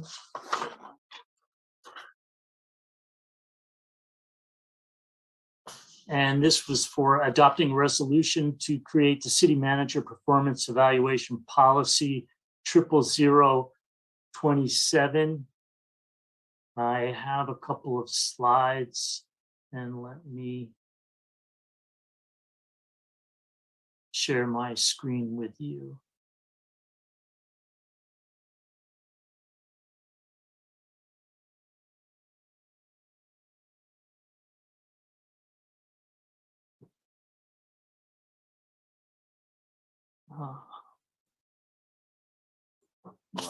Take a second here. Sorry. All right, share screen.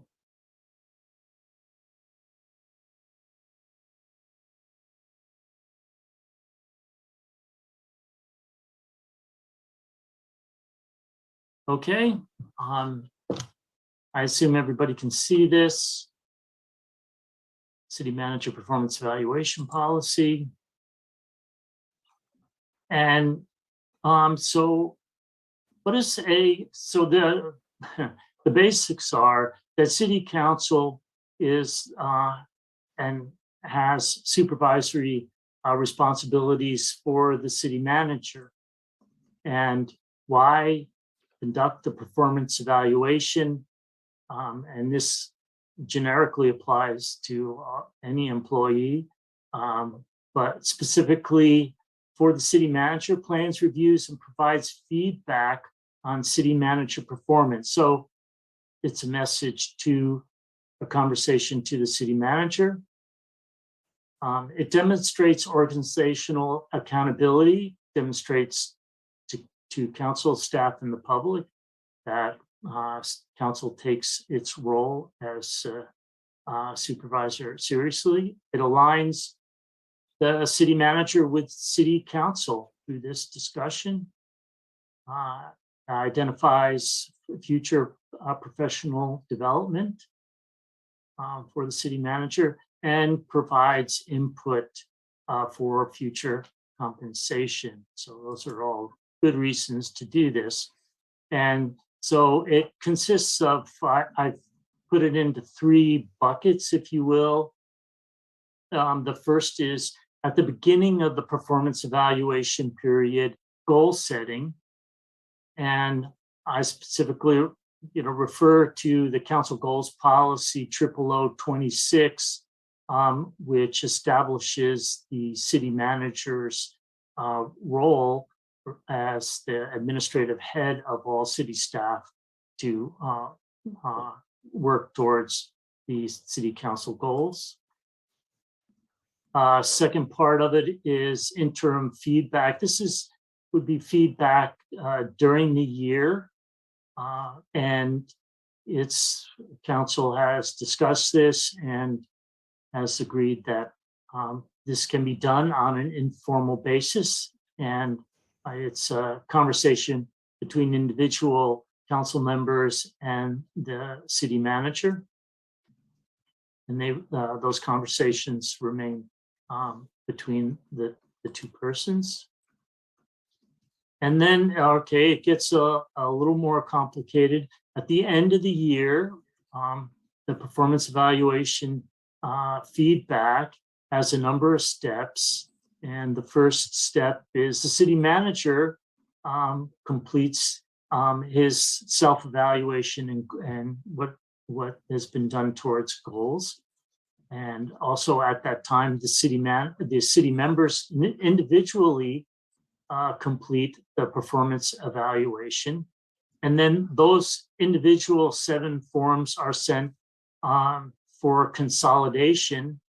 And then there is a discussion on the consolidated performance evaluation with an outside HR professional to try to come up with a consensus message to the city manager. And then last is a meeting with the city manager on the performance evaluation to have a two-way discussion. And that's it. And it should be done annually. And we're in, let's see, shortly going to embark on this end of the year feedback, actually starting in March. And now we'll go out to public comment. Thank you, Mayor. Lisa Ciani, you have the floor. Welcome. There, okay, thank you. Well, so I think it's very important to formalize the process for city manager performance evaluations. I don't think there's any question about that. And I appreciate the policy that has sort of outline of the things that you're looking at. But I think that interim feedback that's just private with any council member, gee, I don't know. But well, and of course, it's important to start with the goal setting, but I'm not clear whether that means you're only talking about those goals that city council sets, which can be fairly limited. But the end of the year feedback, there's the city manager completes council goals scorecard and self-evaluation form, and council members individually complete performance evaluation form. Well, for this to be really informative, I think we need to see those forms, blank forms. We don't need to see them filled out, but because otherwise this is really very abstract. I mean, there's, yeah, it isn't really clear how these evaluation documents are worded, and whether they really are going to give you the information that's needed, or ask for the information that's needed. So I don't think we're being given the information that's needed to really assess how effective this policy is. But I appreciate that you're starting on this, and I hope it will develop further. Thank you. Thank you.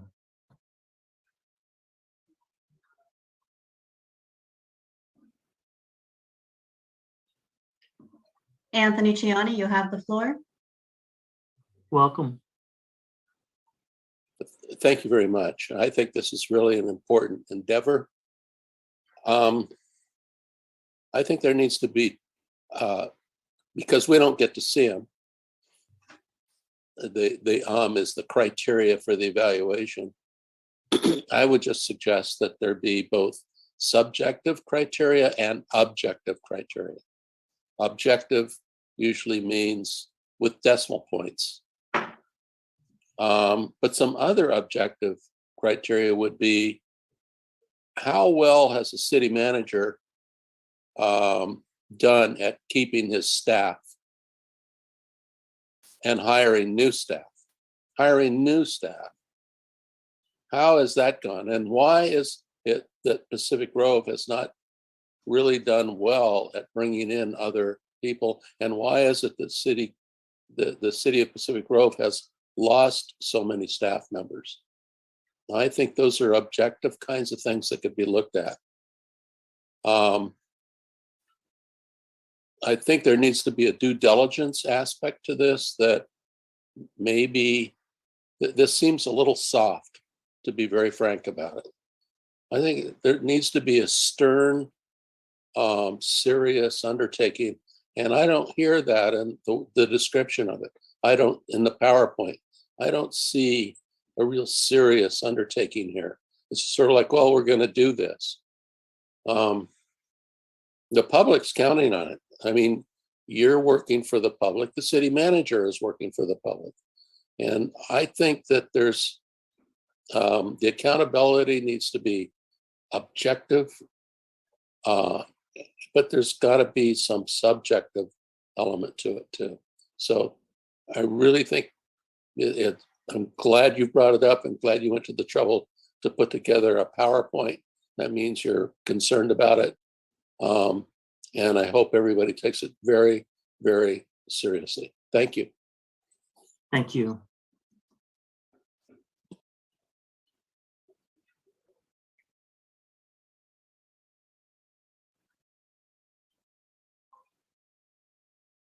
Any other public comment? I see no other hands raised, Mr. Mayor. All right, we'll bring it back for council discussion. Councilmember Tomlinson. Thanks, Mayor. Yeah, thank you for bringing this forward and to Ms. Gianni for calling it off of the consent agenda. I'm glad we're getting to talk about it. You know, a couple years ago when we did our city manager performance evaluation, there was no, not a great process set in place. In fact, I think I mean, one of the whereases is that there was not a, process of how we should follow. And so we did a performance evaluation in 2019. Anyway, we did it, but it really wasn't that effective. And so one of our goals as a council that I commend my colleagues for doing and staff, and we had a professional who helped us through the process while conducting a performance evaluation on the city manager. That didn't take all that long. We spent a lot of time in closed session coming up with this new policy and this procedure so that we can have effective conversations and ability to conduct performance evaluations that are meaningful, because it is our job, and I take it very seriously that we can meaningfully, all 7 of us, be able to measure our city manager's performance evaluation and give him ample and meaningful feedback, because he's the CEO, you know, the leader of our city staff. I will say that I support the policy and procedures. We had a lot of kind of back and forth on it. The only part that I could see us change, and this is my own opinion, that I would like to be stronger, and we'll see how it goes over this next year as April's right around the corner. We're going to be conducting another city manager performance evaluation, this time following this procedure. Item 2 on the interim feedback, and you all have heard me say this, but I'm just saying it kind of for the public's purpose, that having it be, you know, if we wish, having an informal discussion, if you feel like it, optional, blah, blah, blah. It's too light, in my opinion. I think being able to routinely tell our city manager how he's doing and what you like and don't like is critical for improvement. And if folks only communicate on email and are unwilling to meet and talk in person, that's not effective. So that's the only item on this policy and procedure that I hope will get stronger going forward as we implement it.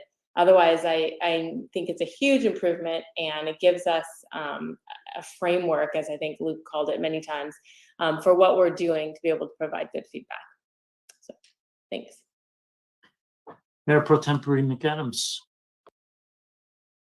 Thank you, and I'd like to thank my colleagues for this process that we went through, and I'd like to echo Councilmember Tomlinson's comments, and not only a meaningful evaluation, but now it will be consistent for future councils. And I know, you know, for me, when I was first elected to council and did my first city manager employee evaluation, I was taken back that there wasn't a process. It was just like, here's a form and that's what we do. So thank you, Mayor, for bringing this forward and for having this policy. It did take a long time, but the efforts and the work is good. And this is something that will really be legacy work for us for future councils. So thank you. Before I turn to Mr. Harvey, I just want to address some of the public comments about the city manager performance evaluation. If you want to know more about it, there are some good resources, in particular from the League of California Cities, and what is the guts, if you will. So if you can't find it, I think it's also ILG has a good document. If you can't find it, please email me and I'll just send you the link to these online resources. Mr. Harvey. Thank you, Mayor. Just a couple comments, if you will indulge me. Some of the public comments suggested a problem with the city's retention level, and I just want to point out that that's just factually inaccurate. The majority of our employees, and we can certainly bring back statistic if council so desires, the majority of our employees stay for years, if not decades, and we have countless examples of that.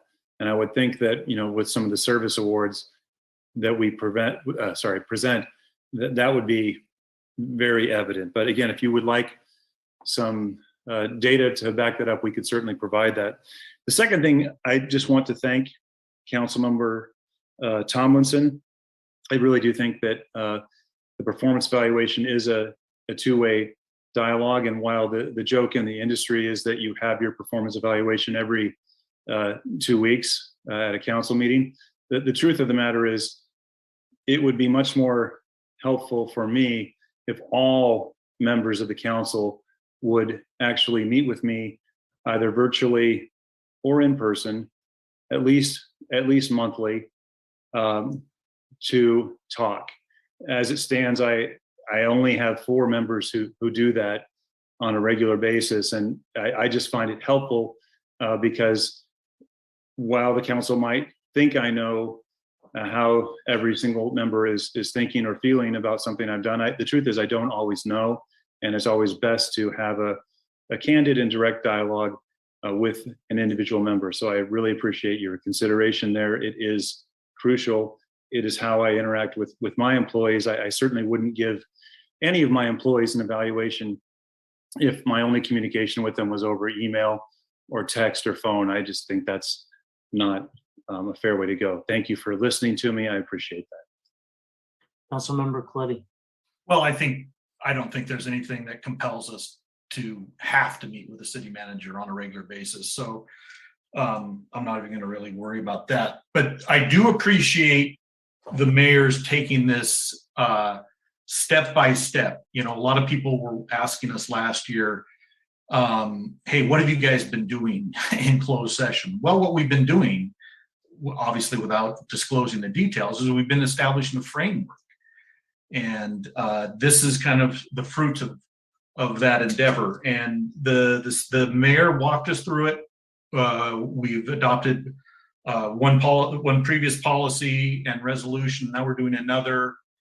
This is just a framework that allows us to proceed in a meaningful and predictable manner. And it's just way overdue. And I appreciate the efforts of the mayor, my colleagues, the facilitator we brought in on it. And I think it's gonna prove beneficial. So I don't think there's any lack of feedback from this council to the city manager on what his performance is. That's just not a problem. But I do appreciate establishing the framework. Thank you. Hear a motion, please.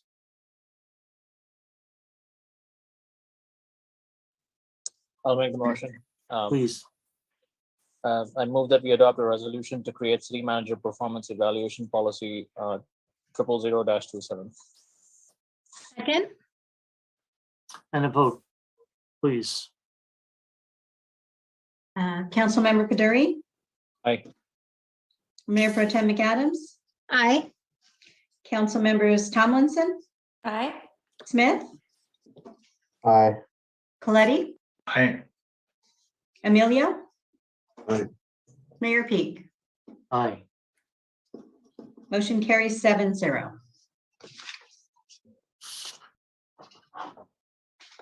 It is just about 8 o'clock. Councilmember Tomlinson, would you like to make a suggestion, please? I move that we take a 10-minute or 50, however many minutes you normally do recess. Oh. All right, well, a recess, I split the difference between 10 and 15. Let's take a brief recess, returning at 8:12.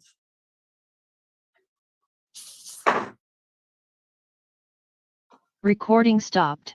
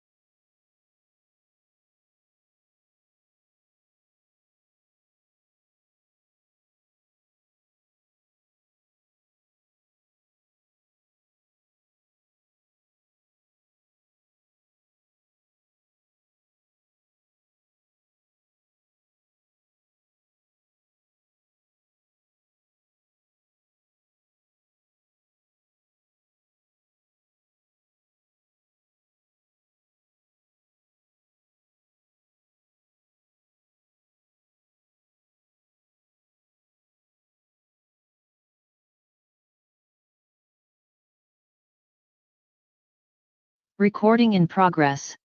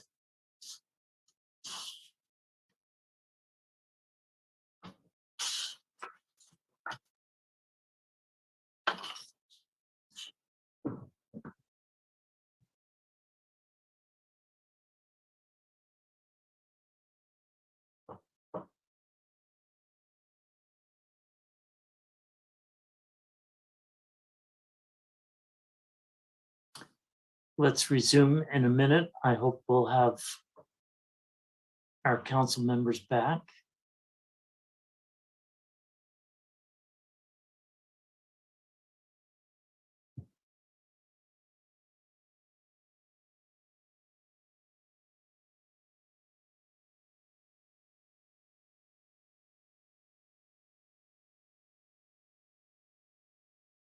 Would council members please turn on your cameras so we know you're here in our virtual room?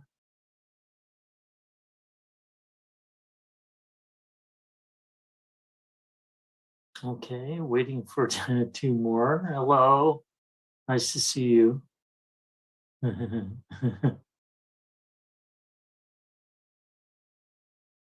Council members Smith and Mayor Pro Tempore McAdams.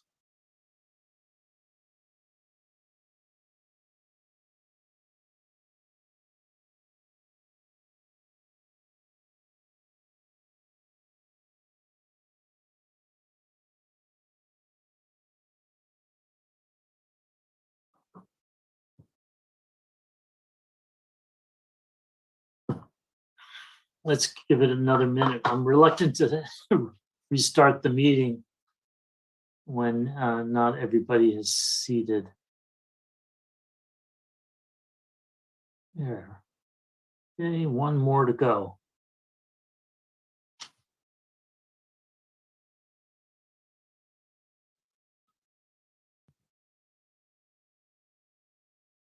All right, let's resume on item 13A, promissory agreement for water entitlement for the PG Hotel.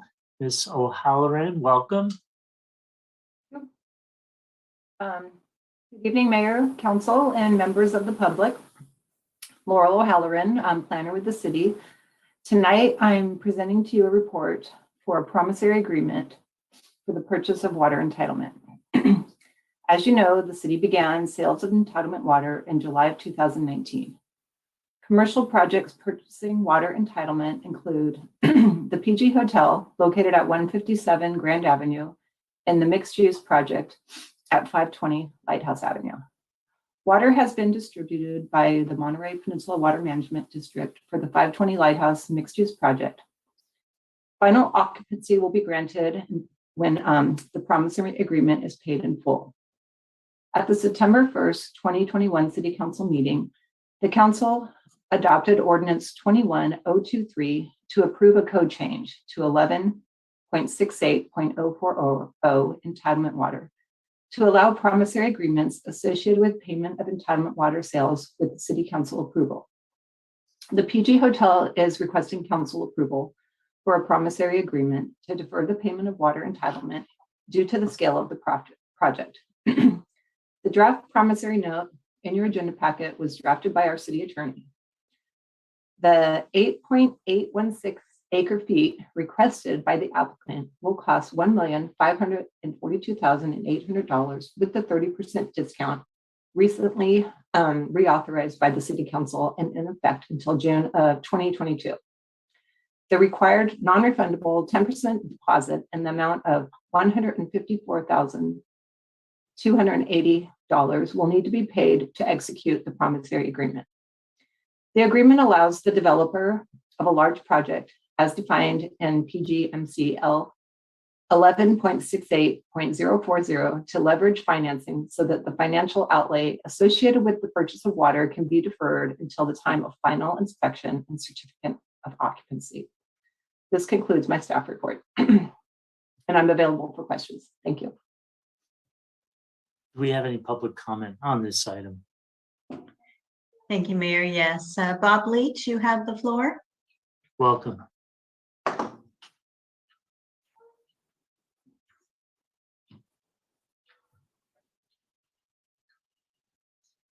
Mr. Leach, you'll need to unmute yourself. Thank you very much. Thank you to the council members for hearing me tonight. I'm with West River Hotels. We're the developer of the hotel project, getting ready to hopefully start construction this spring and early summer. I just wanted to walk through the process briefly for you that we're undergoing. Our total budget for the project is $55 million, all of which is private equity and capital. We've got a new project. We've been working on the design to upgrade the quality of the hotel for the past year. I've been working in Pacific Grove with the city staff and also the owners. We're excited about building, what will be the nicest hotel in the region. We're facing a lot of the things that large projects are facing right now, such as inflation in interest rates and costs, delivery of items such as furniture, fixtures, and equipment. There's a number of challenges that we're facing. We hope with the size of investment and the jobs that we're creating that it's a good investment for the city to help support the project with the promissory note. It takes time to get these things together, and by being able to defer the balance of the note until we're ready to open the hotel and actually use water, I think it's a good investment on the part of the city staff. Someone asked me the other day why. What would be the reason to do this? And I think that one of the other financial incentives that the city gets from this project is there's a million reasons because the city would make probably $1 million or more per year on the TOT tax. And there's no small project or large project this size that would generate as much revenue for the city and in turn help the community with their challenges. So I get to listen to these meetings quite often. I just want to compliment you all on I know how hard it is. I worked in city government for 18 years, 3 different cities. I know how hard it is to run a smaller city, and I think you all do a great job and keep up the good work. And I hope my optimism doesn't crush you, but we're going to build the nicest hotel that anybody's ever seen around that area. So thank you for your time tonight, and good luck. Thank you.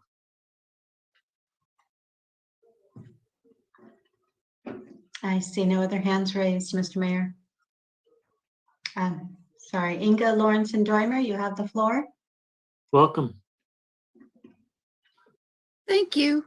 As an ancillary to this, I would still like to know when we are going to see the local water project business plan, since it's still losing money, great copious amounts of money every year. Thank you very much. Thank you.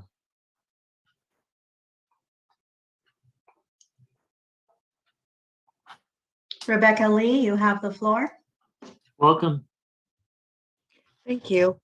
I'm glad the developer spoke, because my comment was going to be that this feels a little bit like blackmail to me.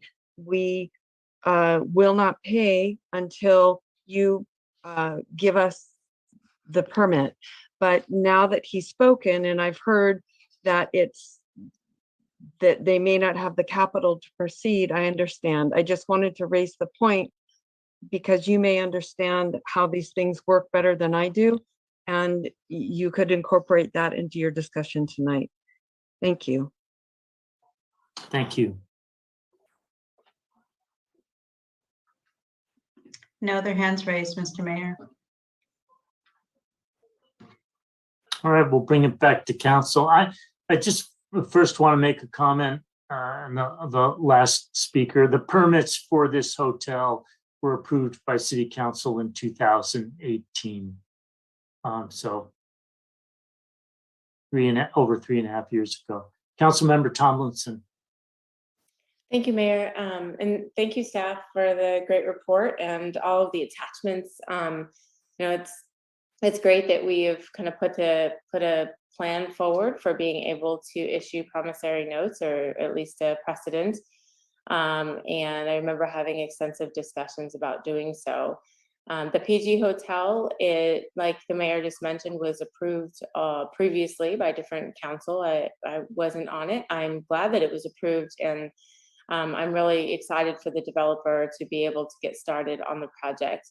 As a fellow developer in a totally different industry, I do understand the putting together CapExes with investment money and the finances is difficult. And to be I'm very supportive of being pro-business and for our city to extend these promissory notes in order to help make that a little bit easier. So, before us tonight, I'm asking for an additional 8.816 acre feet of water, or whatever that number comes out to be. We have it available to sell. We have a price. It's at the 30% discount, and I support having the developer pay the 10% deposit and having this promissory note afforded to them to pay, once they're actually using and granted occupancy. I don't have any questions at this time. It seems pretty straightforward, and I thank the developer for their interest in Pacific Grove and what they want to do. And I want to make sure that we're able to provide friendly accommodations, and I feel like we're doing so in affording this promissory note action. So thank you. Councilmember Emilio. Thank you, Mayor. I'd like to echo what Councilwoman Thomason said, but I also want to add that once this thing's being finished, we are going to receive the TOT tax, as was stated. And I think what's important about a hotel in that area is it's really going to help our businesses, restaurants all along there. I think that's a very important feature, along with the beach community. That'll help them too. And if there's no other comments, I'd be willing to make a motion on this, Mayor. Please. Okay, I'll go ahead and make a motion to approve a promissory agreement for water entitlement for the Pacific Grove Hotel, formerly known as Hotel Doral, to be located at 157 Grand Avenue, EPN number 006-173-002. Second. Mayor Pro Tempore McAdams. Thank you, Mayor. I have a couple of questions for staff. As far as the local water project and the selling of water entitlements, is the city generating revenues? And I'm sorry, are the revenues enough to cover the expenses of the local water project? Yeah. I work with the customers and the clients selling the water. I don't know. I'm going to let Ben or Administrative Services Director answer that question. Thank you, Mayor Pro Tem McAdams, through the mayor. We are coming back to the City Council with a business plan for the local water project. I believe it is either on the next agenda or the one after that. It's been completed, it's ready to go. So it will be discussed at that meeting. Okay, so are the revenues from the local water project, I'm sorry, are the revenues from the water entitlement sales offsetting the expenses associated with the local water project? The local water project will need to increase its rates as previously discussed with council by staff in order for it to break even. Okay, and does the city still owe, do we still owe $600,000 to the sewer fund? That was borrowed to offset the loss of the local water project? I'm going to defer to the Administrative Services Director. I believe that has not been transferred over, but maybe Ms. Hanna can address that question. The $600,000 has been, the loan proceeds has been given to the local water project. As part of the business plan, some of the discussions will entail what kind of proceeds will be used to repay that loan. Some of that could be water entitlement revenues allocated towards that. So has any of the $600,000 that we took out of the sewer fund to get the local water project out of the hole have been paid back, any of it? No, it has not. We're waiting for the further direction. Okay. Okay, so my next questions are for our city attorney, Mr. Laredo. I just wanted to confirm with you that you have looked over the promissory note and it is to your satisfaction. My office did prepare and has reviewed internally this promissory agreement. I personally reviewed this, and I believe that this meets the direction of the council. Excellent, thank you. And in the promissory note, I did not see a term included. So I would like to better understand the impacts of including a term versus not including language regarding a finite term in the actual promissory note. The promissory note does not have a particular payment date, but it does have circumstances where the entire note would become due and payable. It would be due and payable if the project is in default. It would be due and payable if the project is sold. It would be due and payable if the project is in bankruptcy. And the key is that there will not be a certificate of completion and therefore no occupancy until the promissory note has been paid. But you are correct that there is not a particular date by which it needs to be paid if the project is not in default, if the project has not sold, and if the project is not in bankruptcy. Thank you for that. So, looking into a crystal ball, if something were to happen and delay the project by another 5 years without a term of time in the note, the city would just be in a standstill. Is that correct? Until the project is complete and receives occupancy. If that standstill do not cause a default or a sale or bankruptcy, then you're accurate. Okay.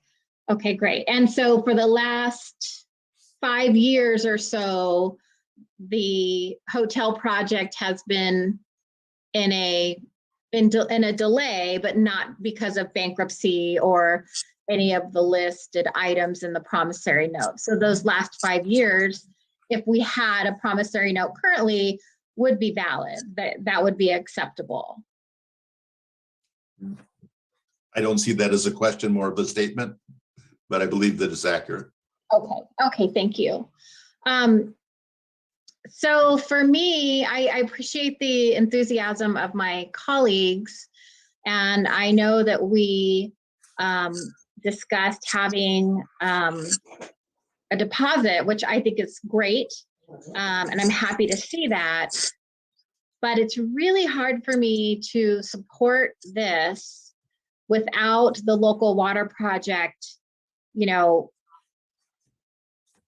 we're losing money, and obviously we need money. And I think it's not good business. It's not a good business model to be sort of giving away our asset when we really need those revenues. I mean, we've been 600,000 in the hole for a while, for at least 2 years.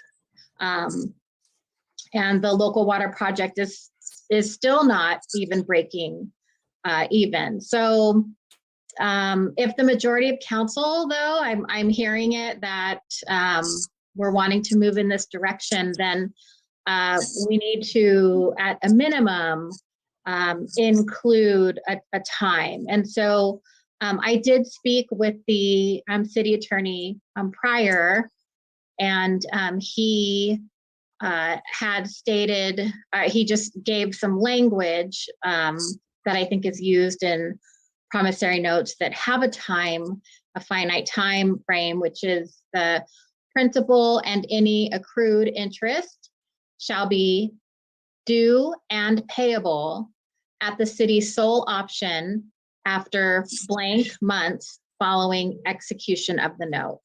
So I would be comfortable with 24 months or 36 months, 2 or 3 years, which is what we heard from the developer. And by then he should have the funding, and they're in construction and hopefully finishing, but without a time included in the promissory note, I will not be able to support this. So thank you very much. And thank you, Mr. City Attorney, for your answers. Councilmember Coletti. Thank you. Well, I too wanted to see a term, but I thought we should relate it to the building permit. So maybe Anastasia or Allison could answer this, or Laurel. What is the maximum duration of building permit could be allowed to continue? Is it 4 years after initial issuance? I would have to check on that. I don't know the answer to that off the top of my head, but I'd need to look into that. Does that sound about right? 4 years? Laurel, I know, that? I know in chapter 11 of entitlement water, there is a time limit. I'm trying to look it up right now of when you purchase your water entitlement, which they would be doing with the promissory note, even though they wouldn't be paying it in full. And there is a time limit on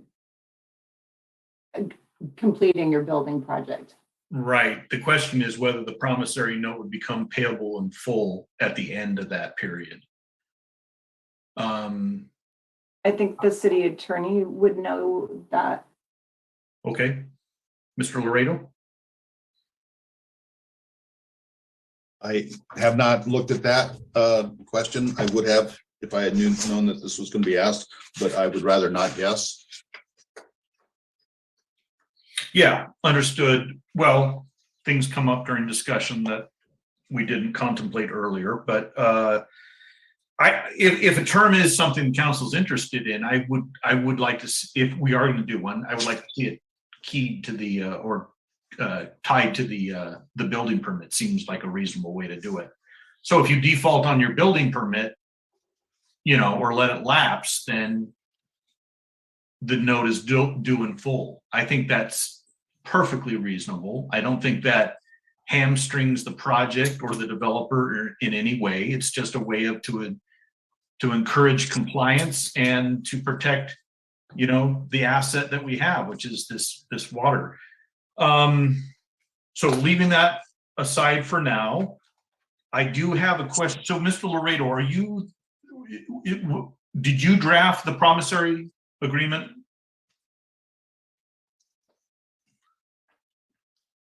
I participated in the drafting. I was not the I was not the initial drafter, but I did review it both in second and third iterations. And I've reviewed this final product. Okay. Thank you. So there are, in the first section or first bullet item, there is listed the interested parties. There are 4 of them. Have you confirmed the relative percentages of these parties against county recorded, against any document recorded at the county that confirms these relative percentages? No, I have not. That information was provided to me by CDD staff. Okay, CDD staff. When were these relative percentages obtained? Laura, I'll have to defer that to you. Are you? For instance, I believe we're referring to item number 1. Yeah, item 1. Sorry, note. It's on page 103 of the agenda packet. It starts off Rohnert Park, RILP, a California limited partnership, as to an undivided 62% interest. The only reason I'm asking is and maybe it's not a problem, maybe I should go back to the city attorney. Is there a problem if these relative percentages are incorrect? It will be important for those to be correct as of the time it is signed. So I would expect that we would reaffirm what the ownership percentages are at that time as part of the signing process. Okay, I'm fine with that, as adding that as a condition or an expectation. I went out to the city or to the county recorder's office and I found these percentages were not correct. So I think that's important to make sure that they are correct. If we're going to be holding these people accountable, we need to know what their relative percentages and their interests are. So I would ask for that. Did the water lease form that's attached to the agenda, has that gone to the district, the water management district, to confirm the actual total shown on this release form? Yes, Council Member Coletti, the way I've been doing this program for 2.5 years now, and I require written confirmation from water management, typically Stephanie, from water management before I'll prepare any of the documents. So water management confirms the amount.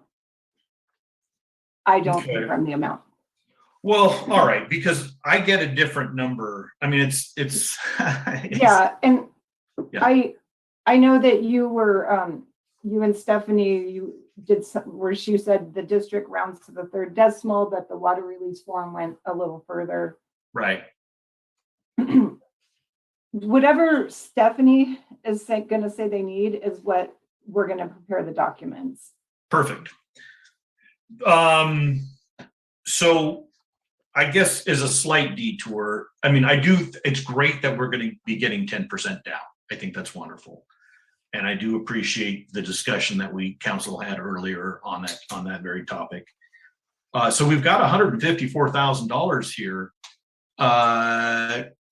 It would, and we keep talking about, we're going to have this, business plan for local water project. We've been told that for, getting on a year now. So I'd like to know what council's thoughts are about just saying, hey, look, we're going to earmark this $154,000 towards repaying a portion of the $600,000 interfund loan that we're obligated for on the local water project. And to that point, we receive the 10% down when the note is executed. Is that correct, Mr. Laredo? That is correct. Do we have any expectation on what the time frame will be of when this note would be executed? Is it going to happen in a week, 2 weeks, a month, 3 months? Do we have any idea on when this is going to get executed? I'll have to pass that question to city staff. Yeah, sure. Okay, so I'll need to prepare the documents if this is approved tonight. That those can be prepared within a week, and then the applicants since there's many of them, they have to be signed and notarized and returned to me, and then the mayor has to sign and notarize. And when that's all done, they go to the title company. The title company takes a month or two. So we're looking Okay. at a couple of months. Okay, all right, well, that, if we do end up actually talking about a business plan for the local water project, sounds like we'll have plenty of time to discuss how we might earmark some funds. I'm willing to support this, but I would like to see those two items added. I would like to see a term that's tied to the building permit. If the building permit expires, the note becomes payable. And I'd also, well, what was the other one? Oh, that we confirm the relative percentages for the interests in the on the note. Thank you, Your Honor. That's all I have.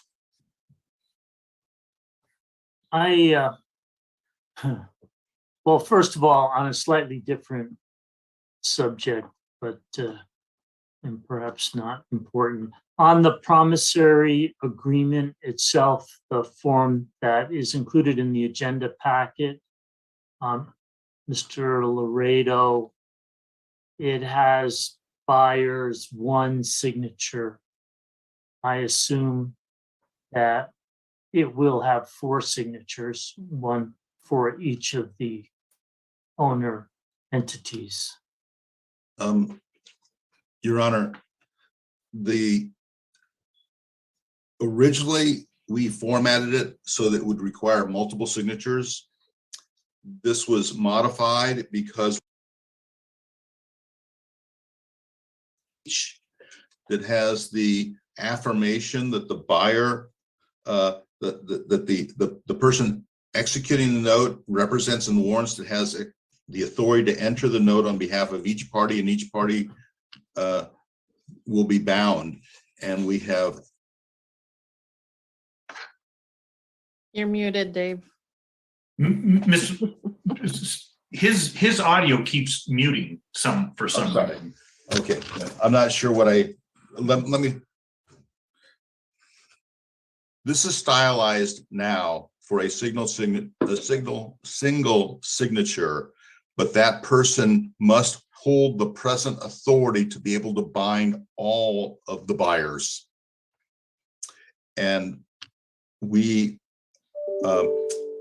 before we accept that signature, we will affirm that that person who is signing on behalf of the buyers does have that present authority, and the document under paragraph 12H does have that warranty where that person will be has the requisite authority to bind all. And so that will be a separate document? No, it's not a separate document. That is the representation within the promissory agreement, and we will be looking at the documentation that is presented that provides that person the authority to so bind the entirety, the entire group of buyers. Well, that's what I was asking. Yeah. What you said there will be some document that says the one person that signs is signing on behalf of all 4. If it was on behalf of a corporation, it would be a corporate resolution. If it's on behalf of the partnership, it will be a signature by the managing partner. So at the time that the city signs this, those documents will be available. That's correct. Okay. In regards to the term, I guess I have also a concern that this is open-ended. I'd like to see a term, perhaps sort of combine Councilmember Coletti's suggestions and Mayor Pro Tempore McAdams and make it 4 years from the date of signing. And as I mentioned, so my first concern is that it's open-ended. Hopefully, building proceeds as scheduled. And the other is that over this time period, we've locked in the price of entitlement water for everybody. I mean, we've locked in the price for these folks. And they're not going to pay for however months it takes to build the hotel. We can't be, in my opinion, can't be selling water for more or less than what we're selling to the PG Hotel. So that's another reason not to keep this as an open-ended forever deal. So I would like to see a 4-year term from the date of signing. And council can always come back in the event that the water entitlement isn't paid in 4 years. No reason that council at that time can't just reconsider this question of an extension of the promissory note. So, Mayor Pro Tempore McAdams.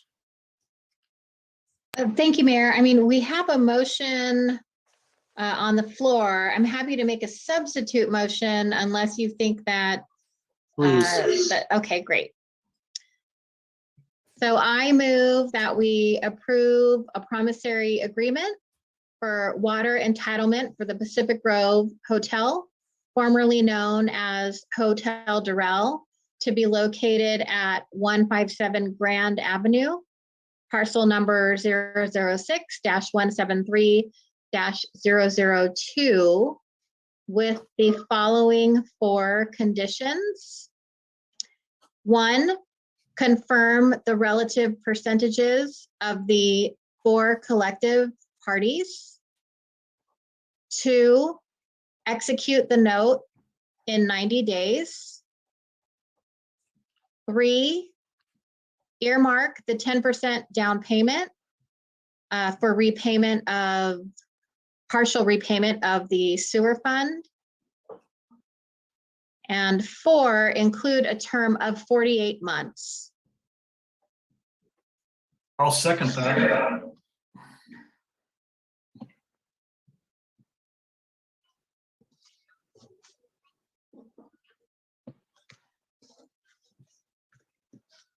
Councilmember Tomlinson. Okay, I have a question about the difference between the term of 48 months, 4 years, let's say, or tying it to the building permit. So if you were to say, the building permit cannot lapse, as I think Councilmember Coletti was sort of going down that road. What is the difference there, Ms. O'Halloran? Or somebody on staff,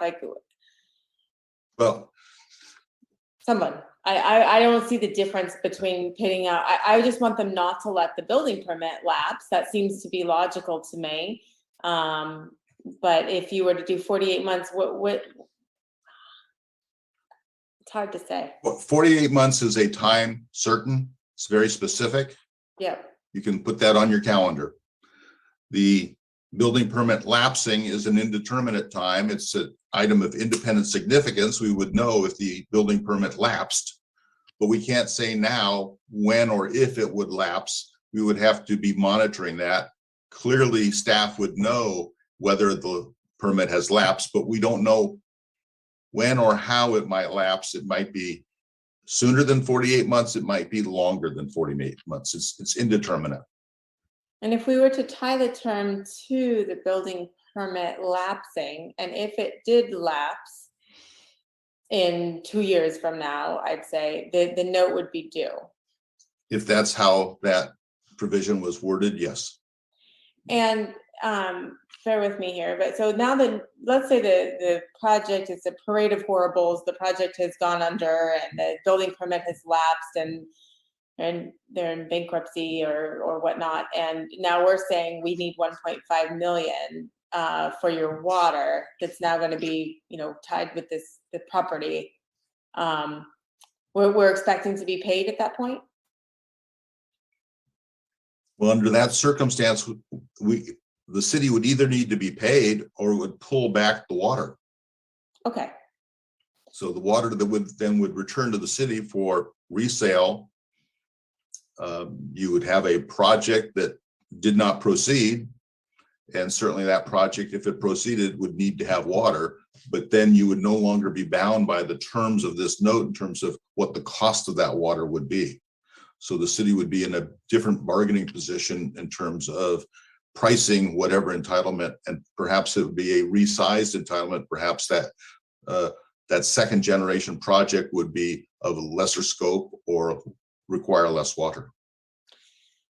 well, so for that reason, I want to be able to pull back the asset, the water, at a lesser time than 48 months, perhaps. And so I think it should be tied to the building permit rather than a duration that we come up with. So I would propose the term idea to be tied to the building permit instead of time. I am in favor of the 10% going to the sewer fund generally. I'm not in favor of voting on it tonight. I want to hear the other ideas for fixing the local water project desperately.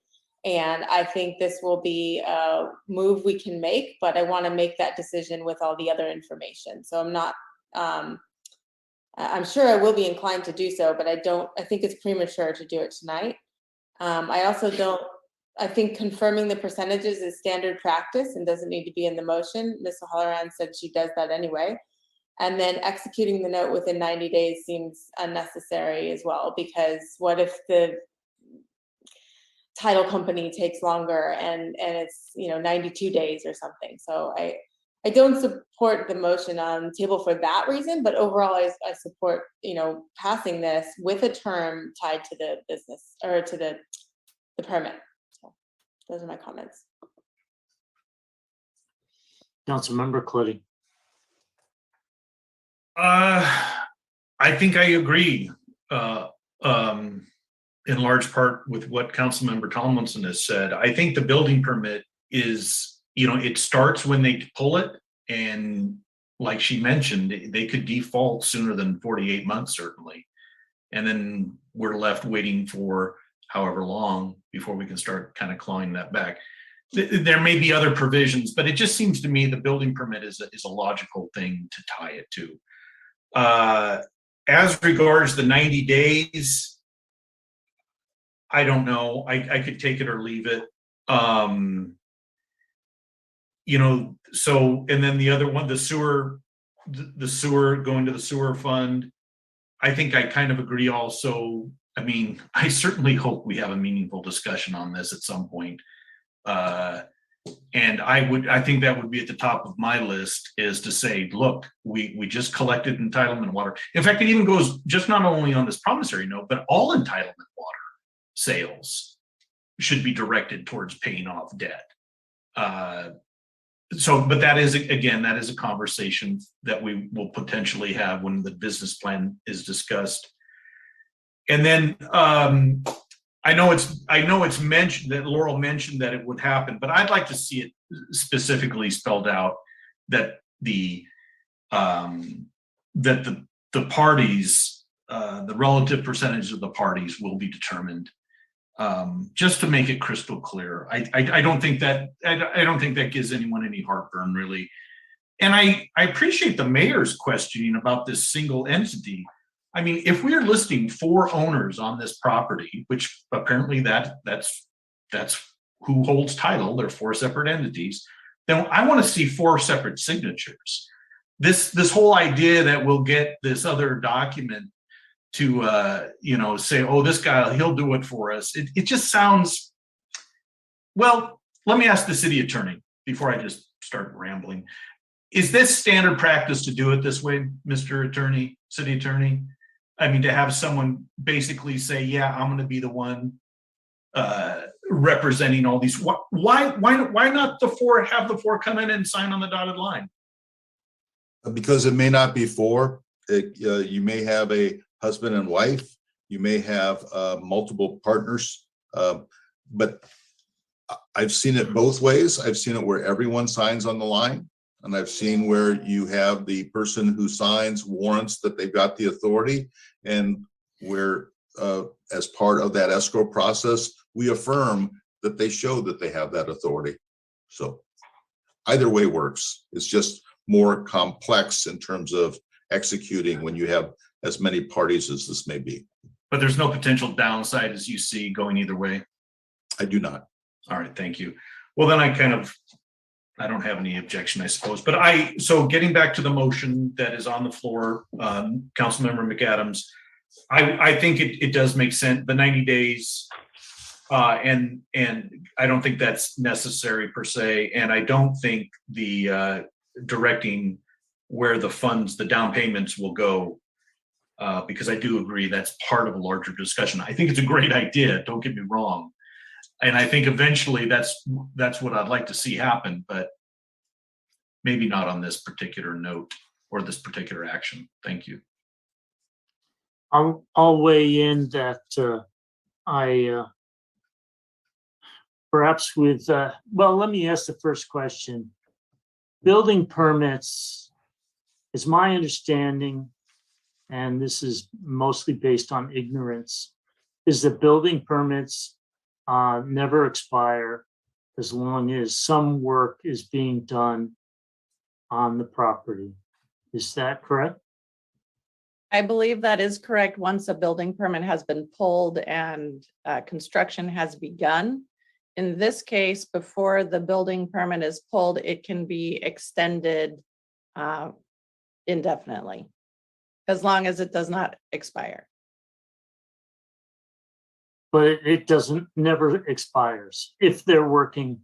If construction is underway, the old story, 1 brick per year is cemented in place, then the building permit just continues on. Is that right? Once construction has begun, they have to have an inspection, I believe, every 6 months to show that there is good faith effort in moving the project forward, and that does extend it.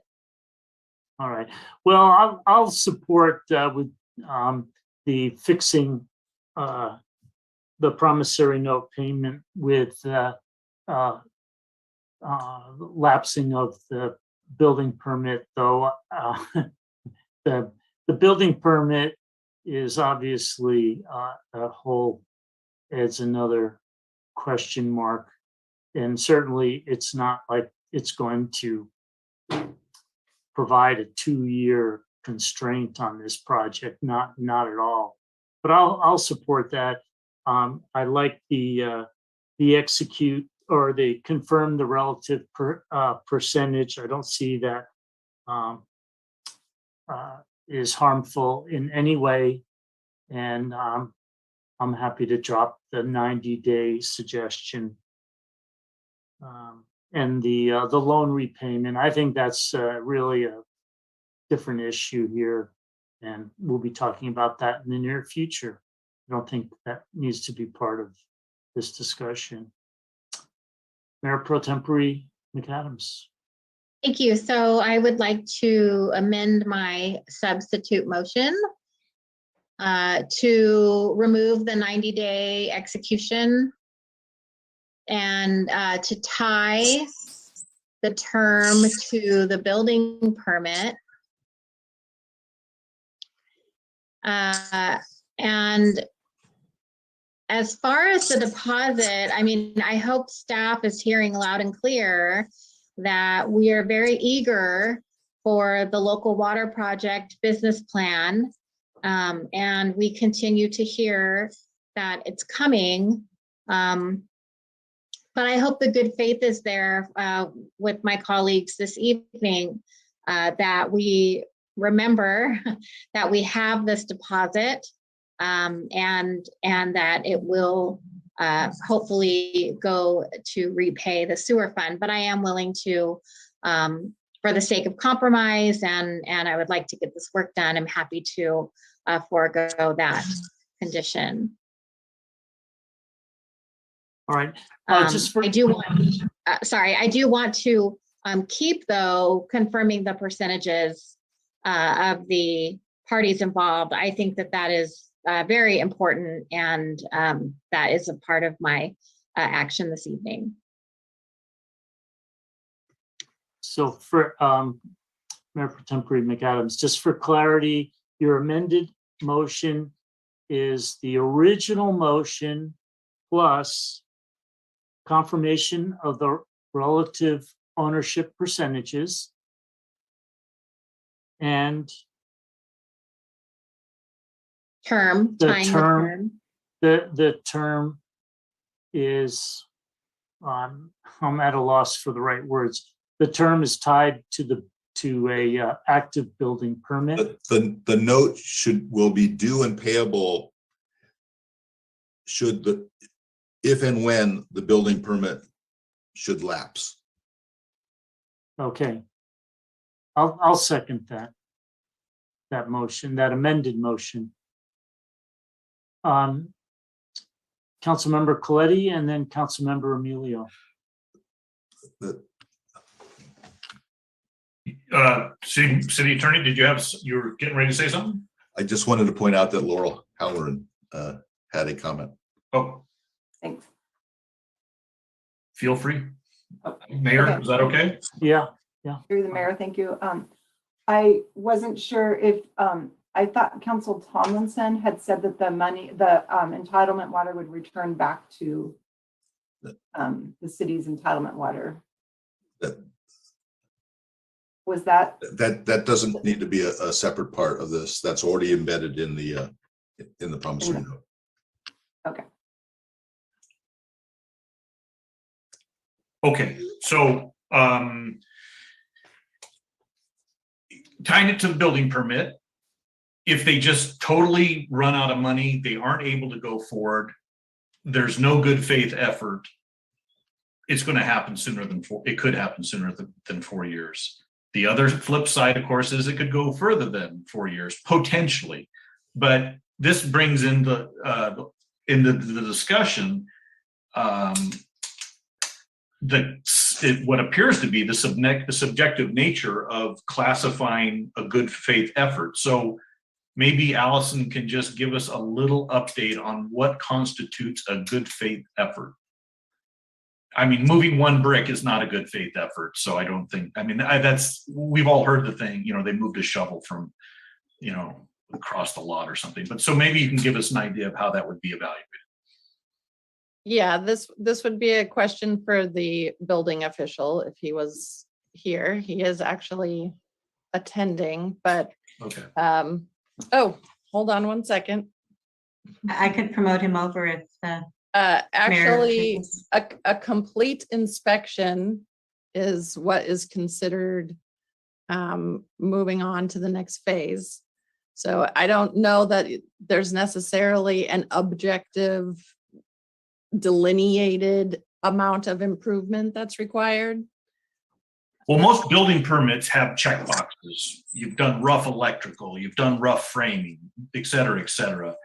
If you're not checking one of those boxes every 6 months, are you making a good faith effort?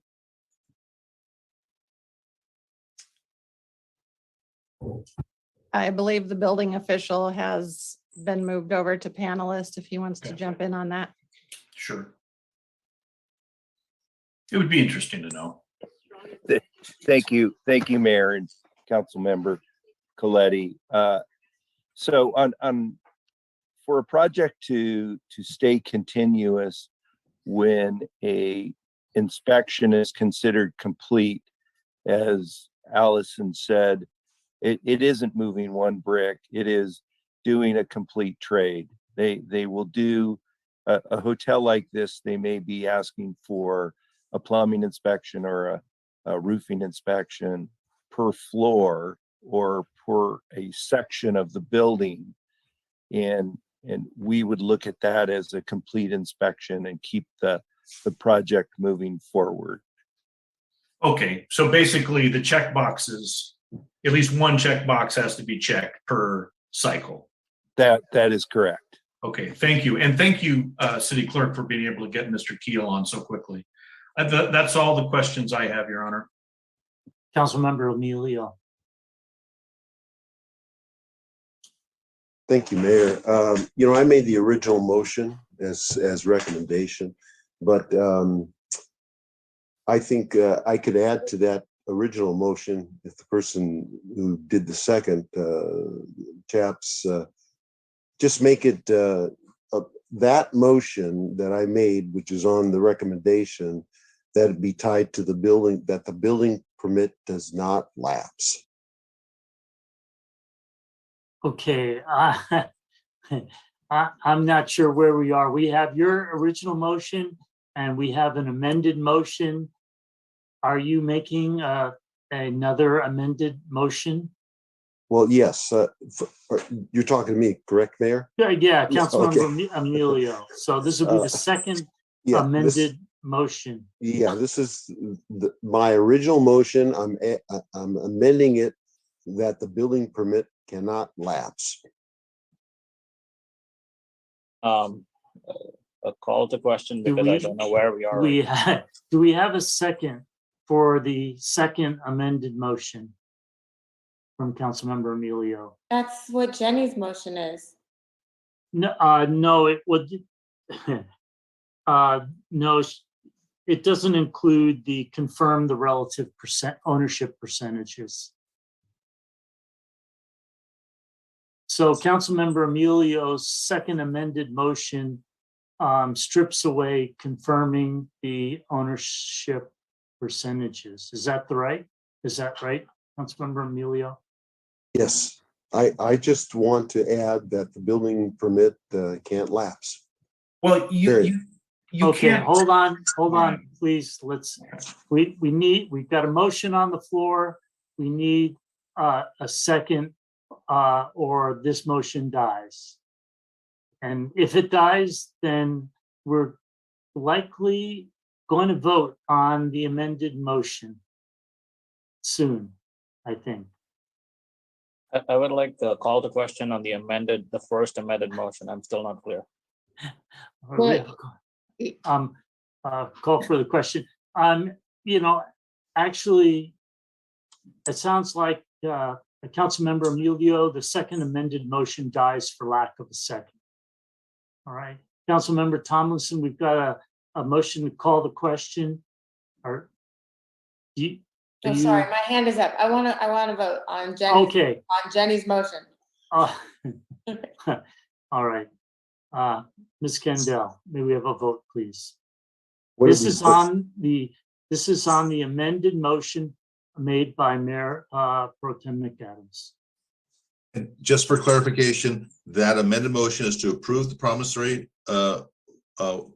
agreement, modifying the percentage of buyers in paragraph 1 will be confirmed, and that the note will be fully due and payable if and when the building permit should lapse. And I'm also confirming that was seconded by the mayor. Yes. Thank you. So I have Mayor Pro Tem McAdams. Aye. Mayor Peak. Aye. Council members Tomlinson. Aye. Smith. No. Paduri. No. Coletti. Aye. Emilio. No.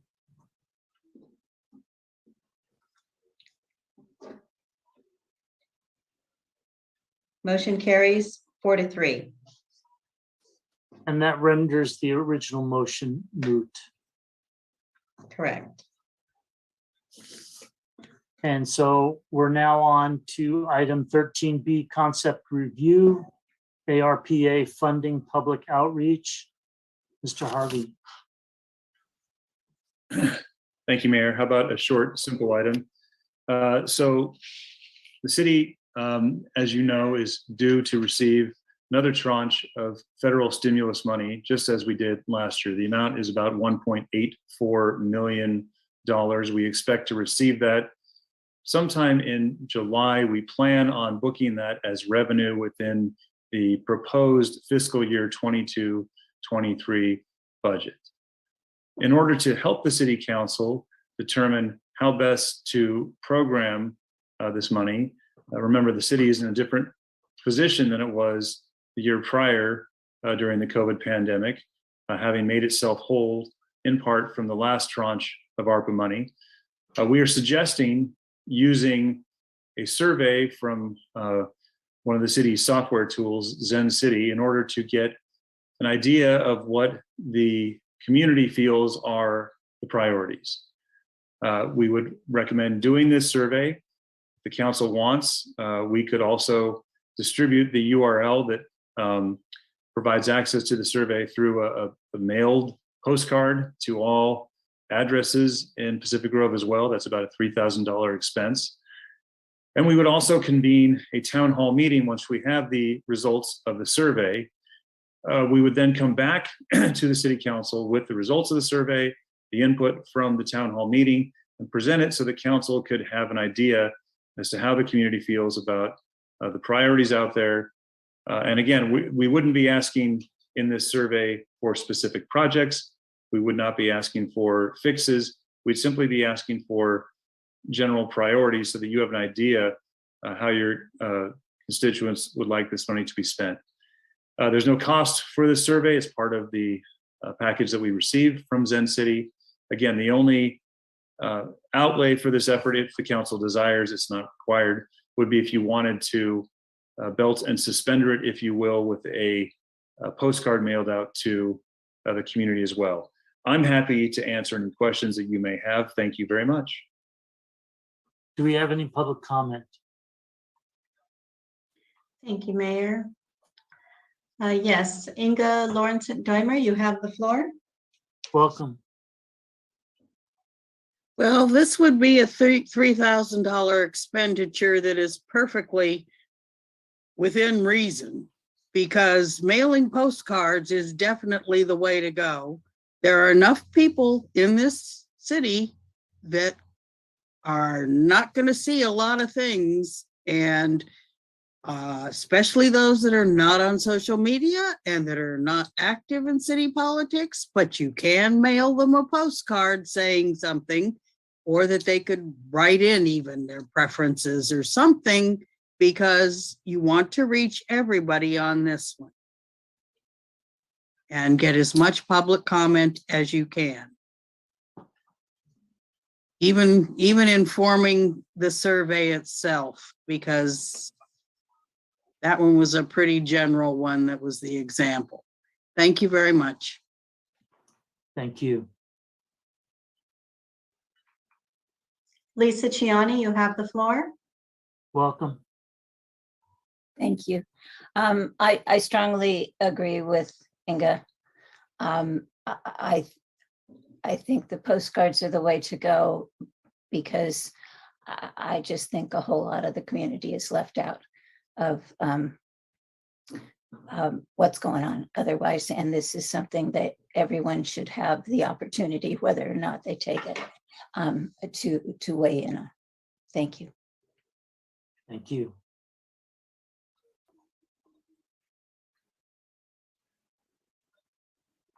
No other hands are raised, Mr. Mayor. Council discussion, comments, and Mr. Harvey, you're just looking for comments, feedback on this, right? Okay, Councilmember Pedori. Thank you, Mayor. I just had one brief comment. I like the fact that we're doing a survey. I like the fact that we're going to collect input. And from what I understand, it's going to come back to council for further consideration as to how we want to possibly provide input to. Correct me if I'm wrong there. My only question was around the survey itself. The sample survey had like a low to like medium, and then high, and then very high, and then very low. It seems like a lot of choices. I would just keep it simple, low, medium, high, so that it's easier for anybody that's taking the survey to fill it in and submit to us. It'll be easier for us to evaluate as well. Thank you. Councilmember Coletti. Well, I think anytime you talk about engaging the public, I'm going to be for it. And if it's only $3,000 for the postcard, mean, having done a postcard mailer for the campaign, I wish I only paid $3,000. But I think it's great. There are some, there is a science behind surveying. And I know we did one, back in 2018, for revenue sources and whatnot. But I think having as I recall, the statistician at the time describing it, it's important to have the 5 levels of questions. So I don't think we should degrade the survey by trying to keep it simple, but no simpler than it has to be.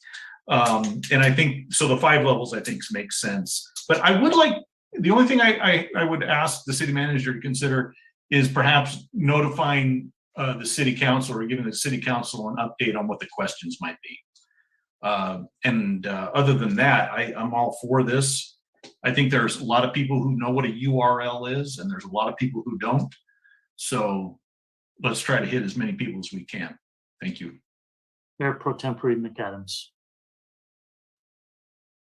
Thank you. Thank you to the city manager for bringing this forward. I like all the recommendations. I definitely support doing a postcard and a town hall. A hybrid one would be great. And a suggestion for the postcard would be to include a QR code, which would take the person directly to the survey. But I think it's great, and I look forward to hearing the feedback from our residents and business owners. Thank you. Councilmember Tomlinson. Thank you, Mayor. I also support this, and I mean, I know it's really just provide direction to staff. So my direction is great job, and it's a good idea. I think I'm really looking forward to the results of the survey, because we can guess all day long kind of what we think the citizens want to and would like to see how the funds could be spent, and but I don't know that everyone's had a chance to weigh in on that. So the survey is a great idea. The mailer is also a great idea. I like the QR code idea as well. We just did a school-wide survey for my kids' school in a similar fashion, about, I don't know, 250 parents, and they got really high participation, and the results were very helpful for strategic and future planning for the next few years of where the school can spend dollars and be focused in programming. So I think these results are going to be really helpful for us going forward. So thanks for putting this together in February, well ahead of when we're going to receive the money, so that we can make an informed decision and represent the community really well. Thanks. I'll just add, yes, sir. I also endorse a survey. I don't want to confuse this with the survey that the city has put out in prior years. I'm not sure what the frequency is, can't think of it offhand, where we ask a number of detailed questions about the city organization. And this to me is very small in scope. What is it, 1.7 million? Sorry, I don't have the number on the top of my head. And how much of this is going to be used for, say, recreation or library or community outreach, community projects. It's really small in scope, so I would not blow this survey up into making it more than that. And I will thump the make it simple drum that Councilmember Pedori thumped. I could see less questions and less words per question. And I think some of the questions on this draft, I don't think the person that wrote some of these things lives in Pacific Grove. That's an observation. Mr. Harvey. Thank you, Mayor. Just a couple of comments. So certainly I can check about the QR code. I'm sure that's possible. I just wanted, I want some clarification. I understand that some people might not know the term URL, so I'm just, I guess what I would take that direction to mean is that simply make a statement on the postcard, because I'm assuming that if you're getting the postcard, you're that person, perhaps. Something to the effect of, please type in the following into your web browser, something like that. Is that kind of the direction, just to make sure that people know how to access that? Because just to be clear, the survey itself wouldn't be on the little postcard. The postcard would be, please help the city determine priorities for its ARPA funding. And I'm freestyling. It's not going to sound exactly like this. Access the following, link to participate, something like that. Is that sufficient? Something along those lines? Obviously, that's not exactly. Okay. I will take another look at some of the questions. I already did. This was created by a professional survey scientist. I did remove some of the sample questions because they related to things that this city doesn't govern, namely healthcare and that type of thing. But I will take another look through there to make sure that it's all germane to services and things in the city of Pacific Grove. And again, the thought is just trying to get a general sense on the priorities. And we can get results back to you within a week after it's launched. So, and we can give you real-time feedback as to what we're hearing. And the folks at Zen City said, if this is going to sound crazy, but the bar is low for these type of surveys as far as response. And they said 100 is outstanding. If you got 500, you just would be over the moon. That's just reality. But that doesn't mean that we're not going to try to push this out there to a number of different outlets and get this to a number of different places so that we get as much participation as possible, of course. So thank you for your feedback, Council. Councilmember Tomlinson. Sorry, now I'm confused. This survey is what I thought was a sample, was to be worked on. Is it going to be worked on, or is this what the survey will look like? It'll be something very similar to this. It's not going to be worked on a whole lot because, again, what I'm trying to avoid is having the community tell you how much to spend on a piece of playground equipment, what street to go repave, that type of thing. That's council's discretion when it comes forward as far as the capital improvement program. So this is just simply providing you with a sense of what the community's priorities are. Now, if there's a particular question in there that really gives you heartburn, let me know. That's fine. But, I will, of course, pass through them a few more times, but, it'll be probably something similar to this because this is a model that has been used in the many other client cities for Zen City and has been successful. So this could very well be the survey. Again, I will go through it, and so it will probably have some edits here and there, but something similar to it. Okay. Will there be time to see the survey before it's printed on a mailer and live? If council wants to review and approve the survey, we could certainly bring it back again and you guys could review it and approve it if that's what you want to do. I would recommend against that. I mean, I think that, I think we can overthink this and really spend a lot of time cooking all the questions, but this has been developed by somebody who this is their specialty and they understand what we're trying to get at. I mean, if there's a particular question, I'd be happy to take a look at it. Okay, I'll maybe send my feedback, but for this sample, my way of reading this report was that this was a sample and it would be improved upon. I see room for improvement, so I'll send those notes to you. Thanks. Councilmember Emilio. Thank you, Mayor.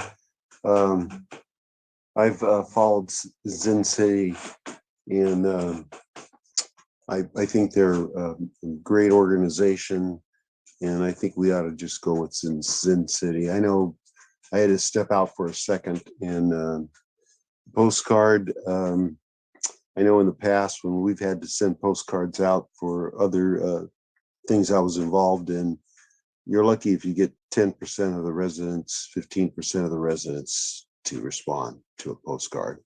So that's just my thoughts on it. Mr. Harvey, if you could push out to all the council members, just based on some feedback, any modifications you plan to make, and just push it back out for another check. I think Councilmember Tomlinson had a good point. People might want to have a second shot at the questions. So, okay. Without further ado, we'll move on to the next item. It's 13C, Leadership, Mastering Your Role as an Elected Official. Probably not a good topic to take after 4.5 hours of meetings. So, but I'll go over it, and maybe it's food for thought, not only this evening, but maybe in a spare moment or two later, you could have some thoughts about it. I am going to share my screen. Wait a second, just a second. Let me find it.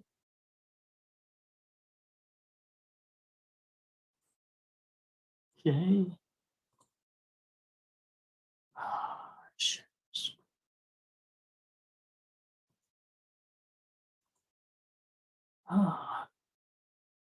It's happening. Pardon me while I fumble. Why? Okay. Let's see. There we go. All right. Oops. Sludge.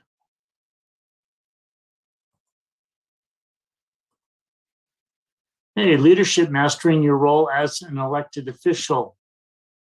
Well, this was in the last meeting packet. So I attended the Institute for Local Government's Local Level Up Your Leadership. It was on in December on 2 dates. And so there are a number of things, number of items that describe what they just said were excellent attributes of a council, or attributes of an excellent council. First is develop a sense of team. Of course, transition from candidate to council member. Make decisions based on the greater good and your willingness to work collaboratively.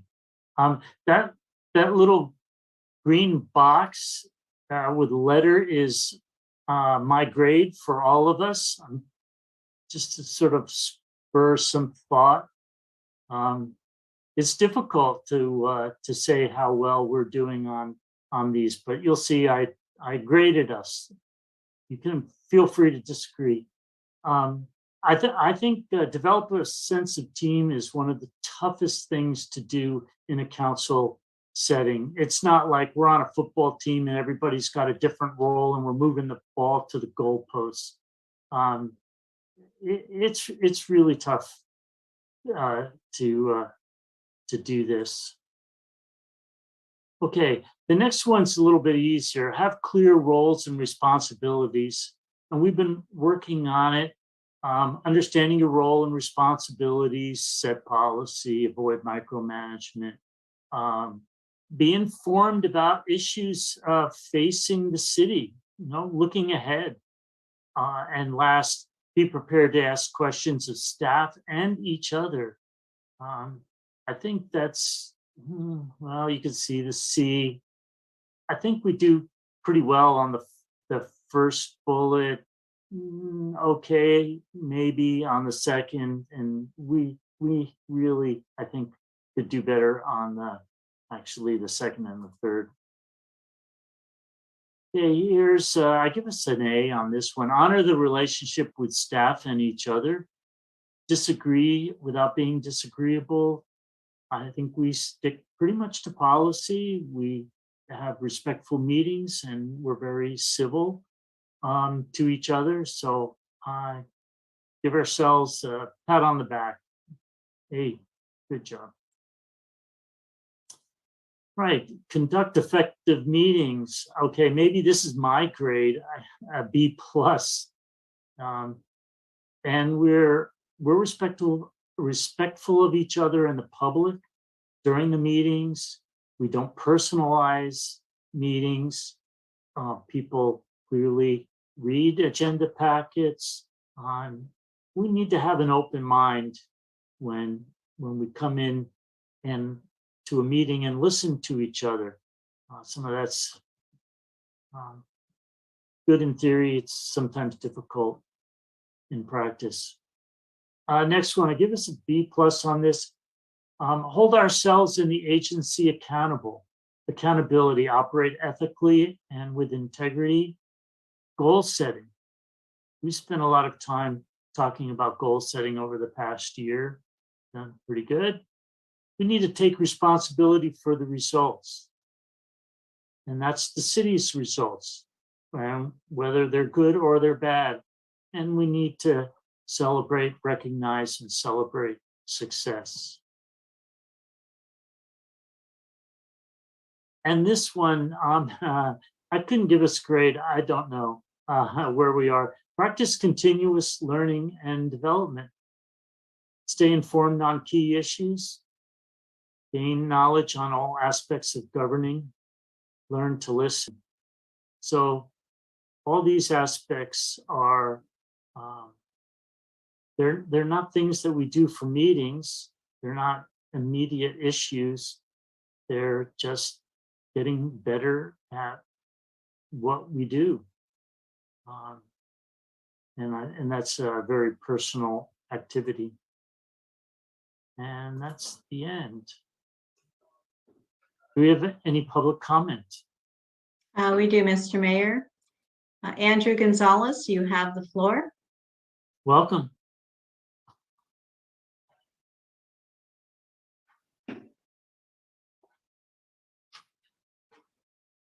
Thank you. I was wondering when the city council is going to open up for the public masks. Like, when is city council going to open up for, Okay, the public or whatever to walk in? we can answer that question. Do you have any other comments?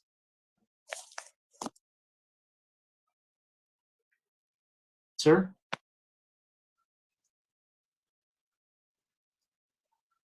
Can you guys hear me? Yeah, do you have any other comments?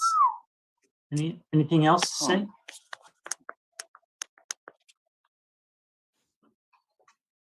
Yeah, can you hear me? Yes, we can.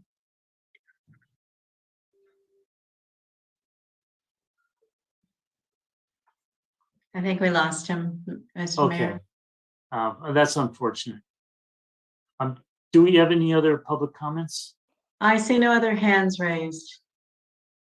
All right, for Mr. Gonzalez, well, I suggested March 2nd for hybrid meetings. We'll be talking about that on February 16th in 2 weeks.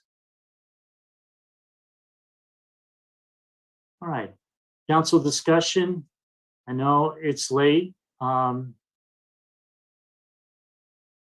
If a few of you will promise to take a look at it when maybe over a morning coffee, brain's a little fresher, I'll go with that. Councilmember Pedori. Yeah, I think it's too late in the evening to dissect this, but I do think this is a good reminder for all of us to look at our roles more holistically and broadly to see how we want to perform the action that we want to do. But too many times we get into details, into things, but what does really, I mean, the overall vision like you explained, Mayor, but in the presentation, the vision and the focus that needs to be on hand. So it's a good reminder, I would say. I think just having to kind of like reflect back on how things are going, how things we need to drive things forward would be great. You had provided this presentation. I didn't see necessarily a link to the presentation. If not necessarily right now, but maybe after the meeting, if you can share the links, that would be helpful. Thank you. Will do. Councilmember Clay. Thank you, Your Honor. I was going to ask the same thing, if you could share the slides with us later. I do appreciate you going through this and taking the time to contemplate and provide us the feedback. Thank you. Councilmember Tomlinson. Yeah, thank you, Mayor. Thank you for attending the training and bringing it to our attention. I would like to almost, have every one of us be able to go through the 2 days of the training. I don't know if we can make that mandatory or suggested, but if it's repeated, it sounds like it was a valuable time well spent. And I appreciate you bringing back the highlights. I kind of sat down and did what you asked to kind of grade. I won't go through every line, but I came up with some similar overall positive scoring, and that I think we do well at a lot of stuff and a lot of things. I do think we can work and strive to improve on knowing our roles and city council form of government and really getting on the same page, I guess, with that on what are, everyone's clear roles and responsibilities between council and staff. And another area is I think we do a really great job of having good sense of team and working well together respectfully in meetings, but sometimes over email. We had an example just recently and in other forums that aren't very professional. So I would challenge all of us to improve there and be kinder. And I think everyone knows the example I'm talking about from just a week ago. And then also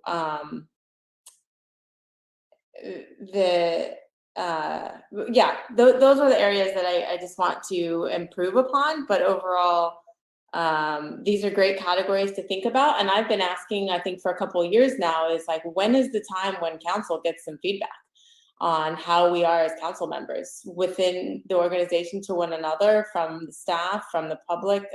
Obviously the public will vote, and that's a form of feedback.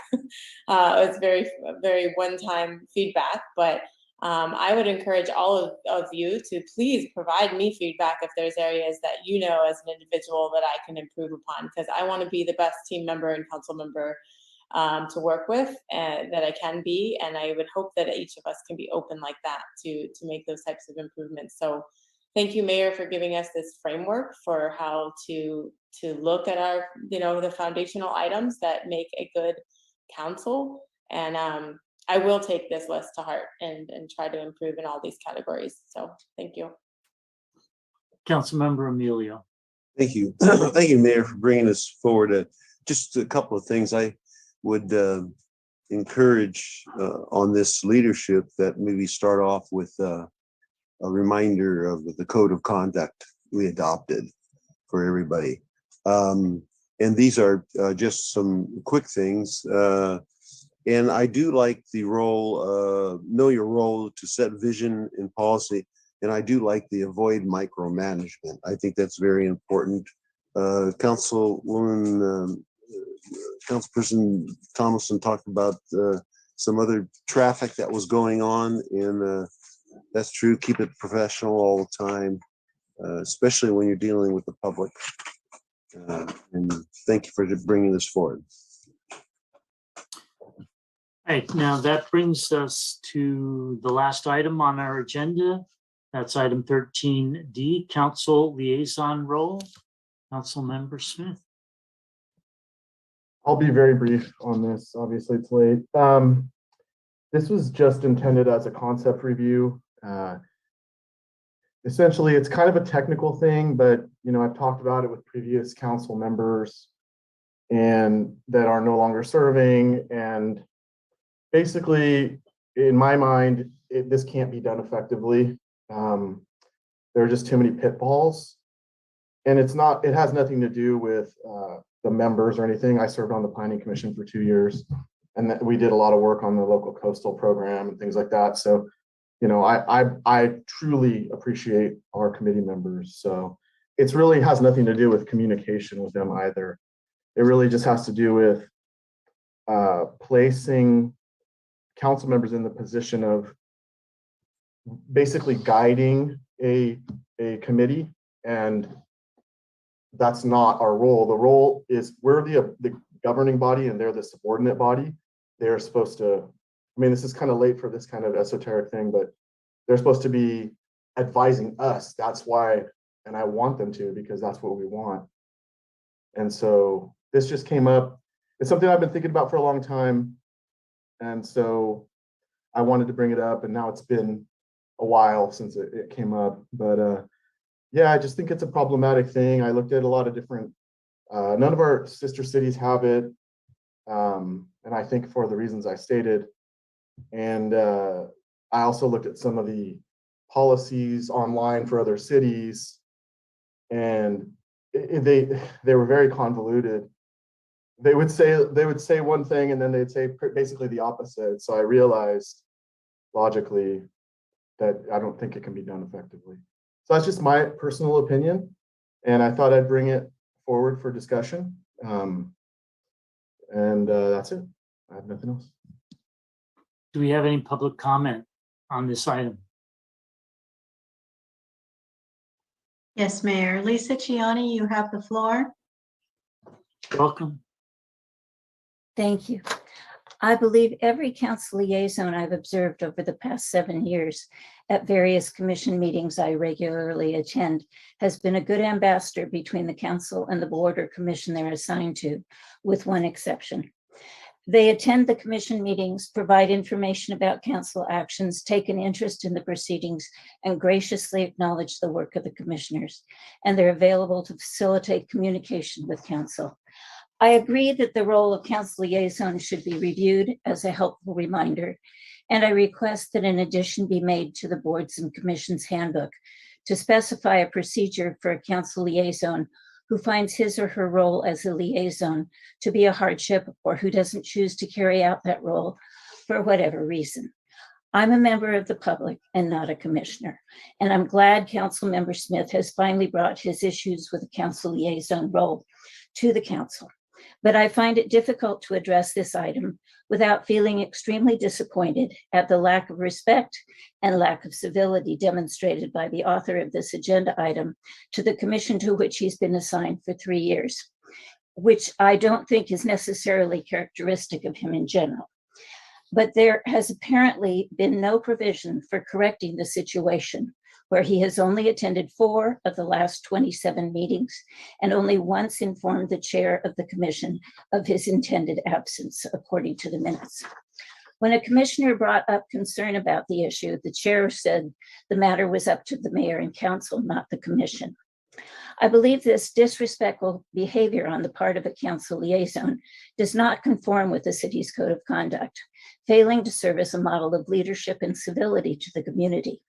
The code of conduct is a very recent city policy, but council members being expected to serve as a model of leadership and civility is not a new concept.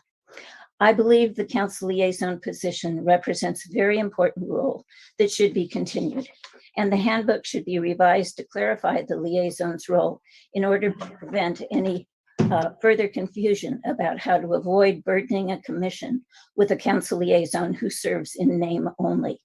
If an ordinance or resolution is necessary, please provide one. The citizens who volunteer their time to serve on the city's boards, committees, and commissions deserve the respect and demonstration of support that council liaisons normally provide professionally and graciously. Thank you.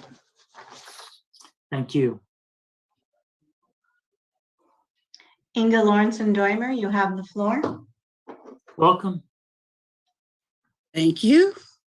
I must say, Lisa spoke eloquently and much more civilly than I would, because the maker of this agenda report truly, obviously, he feels no value to this method of communication that everyone else that is appointed shows up and respects and does. The maker of this report has been absent 85% of the time from his, and that is incredibly disrespectful. And as far as if he doesn't know his role, really, it's just it's a fostering a communication, because action minutes do not really convey what's happening, and it is a personal report out. Case in point, the mayor does an excellent job of all the boards and commissions. He does an excellent job of reporting and fostering that open communication of what happens. And this is not telling the commissioners what to do. This is not running the meeting. If the handbook needs updating, update the handbook, but it's an incredibly important role, and it's a bridge between boards and commissions and the council. Two-way street. And yes, it's as unpaid. Being on this board or commission is as unpaid as all the boards and commission members are. It is not something you get remuneration for. And the maker of this report seems to attend the meetings that he gets remuneration for. And I find that, I just don't find that acceptable. This is an important role. Bring it up for discussion if the handbook needs revision. Thank you very much. Thank you. I see no other hands raised, Mr. Mayor. Council discussion? This is a concept review. Councilmember Tomlinson. Thank you, Mayor, and thank you, Council Member Smith, for bringing this forward. I support reviewing the handbook if there are some suggestions on being able to further define, best practices for the roles, what maybe to avoid doing if there's potential pitfalls of Brown Act violations that you could be worried about. But as a whole, the council liaison role, I do not want to get rid of. I find it to be, I understand our sister cities don't do it, but I think that we are unique in this offering, as long as we're doing it legally, which I do believe. That's why I'm saying if there's some areas where folks could get themselves in trouble, maybe we update the handbook with those best practices, so that doesn't happen. But overall, 90% of I think what's happening is very good, and it helps the community, the boards and the commissions to be active and engaged and involved. And I like the ability to have listened to the meetings and then have that knowledge to hopefully help impart that upon my colleagues if and when the item comes to council, and have just a little bit more information from having listened to the discussion. I'd love to talk tonight about some things that people have done during those meetings that works for them, and please share what you like about how you do the job. I'm still relatively new to it, but I'm not talking about the 3CE board or the regional boards. Those are kind of different animals, but just the local boards and commissions. I certainly don't interject my thoughts or try to run the meeting or tell folks what to do or how to vote or encourage that in any way. me personally. I listen, and if there's a procedural question or a little bit of help I can provide, I'll turn my camera on and do so. But it helps, I think, the role to be able to, like I said, have that knowledge for when it comes to council. And I depend on all of you to have that knowledge too. If you were the planning commissioner or the recreation liaison, having waded through and sat through those meetings is helpful. So I just think overall we should keep the position. You know, if it is not conducive for schedule, have the ability to resign from a commission. That sounds fine with me, and not participate. And then if there's best practices, you know, let's include it in the handbook. That's what that's for, to keep us all on the best practices. So, thanks. Councilmember Baduri. Thank you, Mayor. I support Councilmember Tomlinson's views, but I also want to mention that I mean, a few things. Like, I mean, we are in a day and age where we are able to review what is going on with any meetings post the meeting. I mean, so Zoom, all technology has basically evolved in the past 2 years at a really rapid pace. And what that really means is that anybody and everybody is able to attend a meeting. And if they're not able to attend a meeting, they're able to capture what is happening in the meeting, post the meeting at their convenience. And really the convenience factor is the important thing there. So in my opinion, like, I agree with the council liaison role being there, but perhaps it's time for us to review what that council liaison role exactly means within the boards and committees and commissions handbook. A couple of things in there to me is that one, the committees and commissions should be completely independent. And I recognize the fact that there is language in there to say that a particular council liaison should not influence that particular committee. But who's keeping track of that? I'm not keeping track of it. Is somebody influencing the decision or not? And I think that leads to Brown Act kind of stipulations, which I think all of us need to be cognizant about. The second item is really around whether the council liaison, most of these boards and meetings are happening during the working hours. It's not exactly after 6 o'clock. So to me, somebody who's an actively working employee, it is difficult. So I can totally get why some folks miss the meeting, etc. But I think on the flip side, I think if you're missing a meeting, we should probably have some procedures to say, or some kind of like items to say, maybe advise the board or committee saying that you won't be attending, which kind of like just gets into the code of conduct kind of business altogether.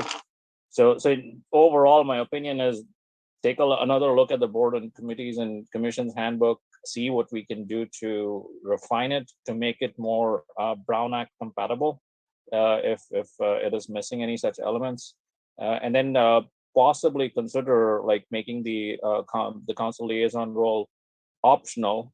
So meaning that if somebody were to say miss a meeting or something, then perhaps give him or her the possibility of missing that meeting altogether. Thank you.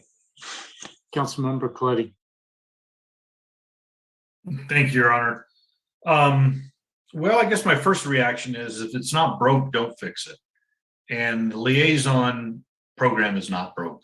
And Brown Act violations have been kind of offered, but I've never seen, and I've gone to hundreds of meetings. I've never seen any kind of behavior from a council liaison that raised an eyebrow from what my perspective. You know, they're supposed to be a fly on the wall. That's, you want to know what your council liaison responsibility is? That's what it is. You're a fly on the wall. And, you know, you do also participate when you have through the council liaison announcements. I like being a council liaison. I like being a council liaison to the planning commission. I have not missed a meeting yet. And I enjoy the role. And more importantly, the boards, committees, and commissions that we have in the city, they like seeing their council liaison there. It shows a sign of respect. It shows that you're engaged with what their dialogues are and what they're discussing. I think it's an essential, someone in public comments mentioned a two-way communication. That's right. And that's what it is. In fact, fundamentally, what is the purpose of our boards, committees, and commissions? What is the fundamental purpose? The fundamental purpose is to advise the city council. So if you're not showing up or you're not going to these the BCC meetings, you're not really helping them advise the city council, because as liaison, you gain specific insights to what their thoughts are and what their advice is. And so I don't want to see the program go away. There's absolutely no sign that anything nefarious is going on at all. Quite the opposite. And I've spoken with some members that are on our boards, committees, and commissions, and they say, "Hey, look, why? We expect you to be there." Now, so I think it would be to abandon the committee, this program, to abandon the liaison program would be abandon our boards, committees, and commissions, and I don't think we should do it. Someone pointed this out to me, so I'm not going to act like I knew it ahead of time, but on page 10 of our BCC handbook is a section on council liaison. Now, if the council chooses to, add or subtract to this, absolutely. I mean, that's what we should be doing. But as it stands now, it's pretty clear that what our role is. I don't think there's actually any ambiguity on that. So it's in our handbook. If you read it, I think the role is perfectly understandable. And the role, again, is to be the fly on the wall. Don't get involved, but be helpful when you're asked.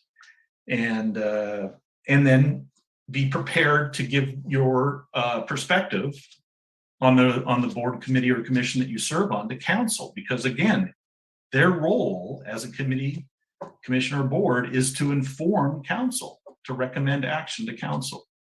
So we have to be receptive to that, and being a liaison is the best way to get that, I believe.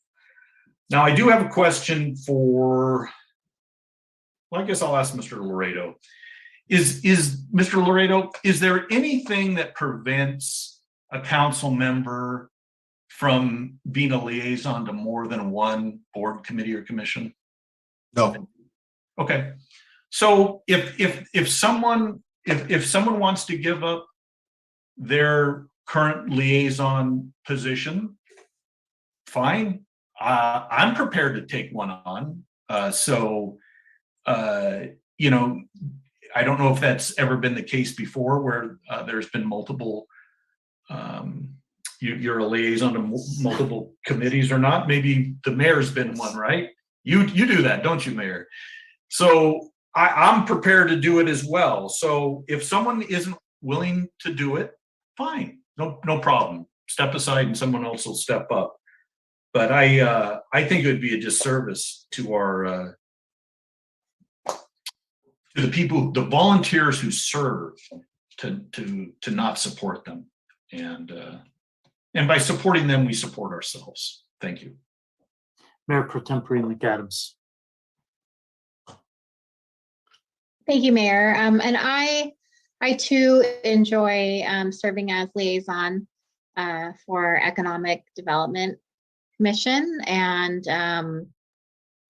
page 10 of our revised BCC handbook as of October 2020 clearly states what our role is and what our expectations are as liaison. So I think that it's defined enough. For me, I'm open. If a council member does not want to be a liaison, then great, then don't. But I do think that if you're not able to make the meetings, then to either let someone know of your absence. I have before, I've been absent, and I let our city manager, Ben Harvey, know that I wasn't going to be able to attend, just like any other meeting. But I, as liaison, I want the commissioners to feel supported and to know that I am there. And quite frankly, I learn a lot. I mean, there's a walk away from an EDC meeting that's very helpful for me. And I know that the commissioners, even on other boards and commissions, will come to me for questions or insights sometimes. So I don't necessarily, I don't agree at all that we should end this program. I would be open to further defining the program or having a policy. We don't have a policy, but for me, what's in the handbook is satisfactory. So thank you. I'll add that I fully support the council liaison role for all the reasons stated. Councilmember Emilio. Thank you, Mayor. I support it too. I'm on a three types of commissions and stuff. That also includes the MST board. So I do have a line when one of the commissions do ask my opinion about something. It has happened. And I usually give the party line of, I'm only one of 7 people on the council.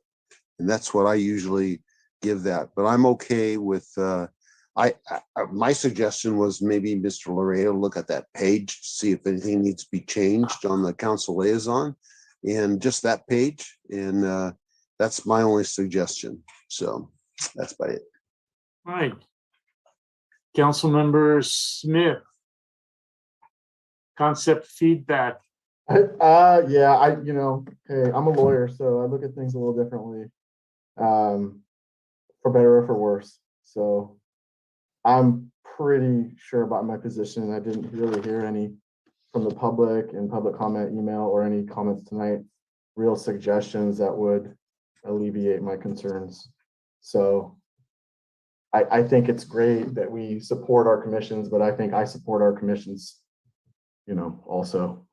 And I was a commissioner, so I actually have that experience as well. So, yeah, I think we can leave it there, though. It's fine with me.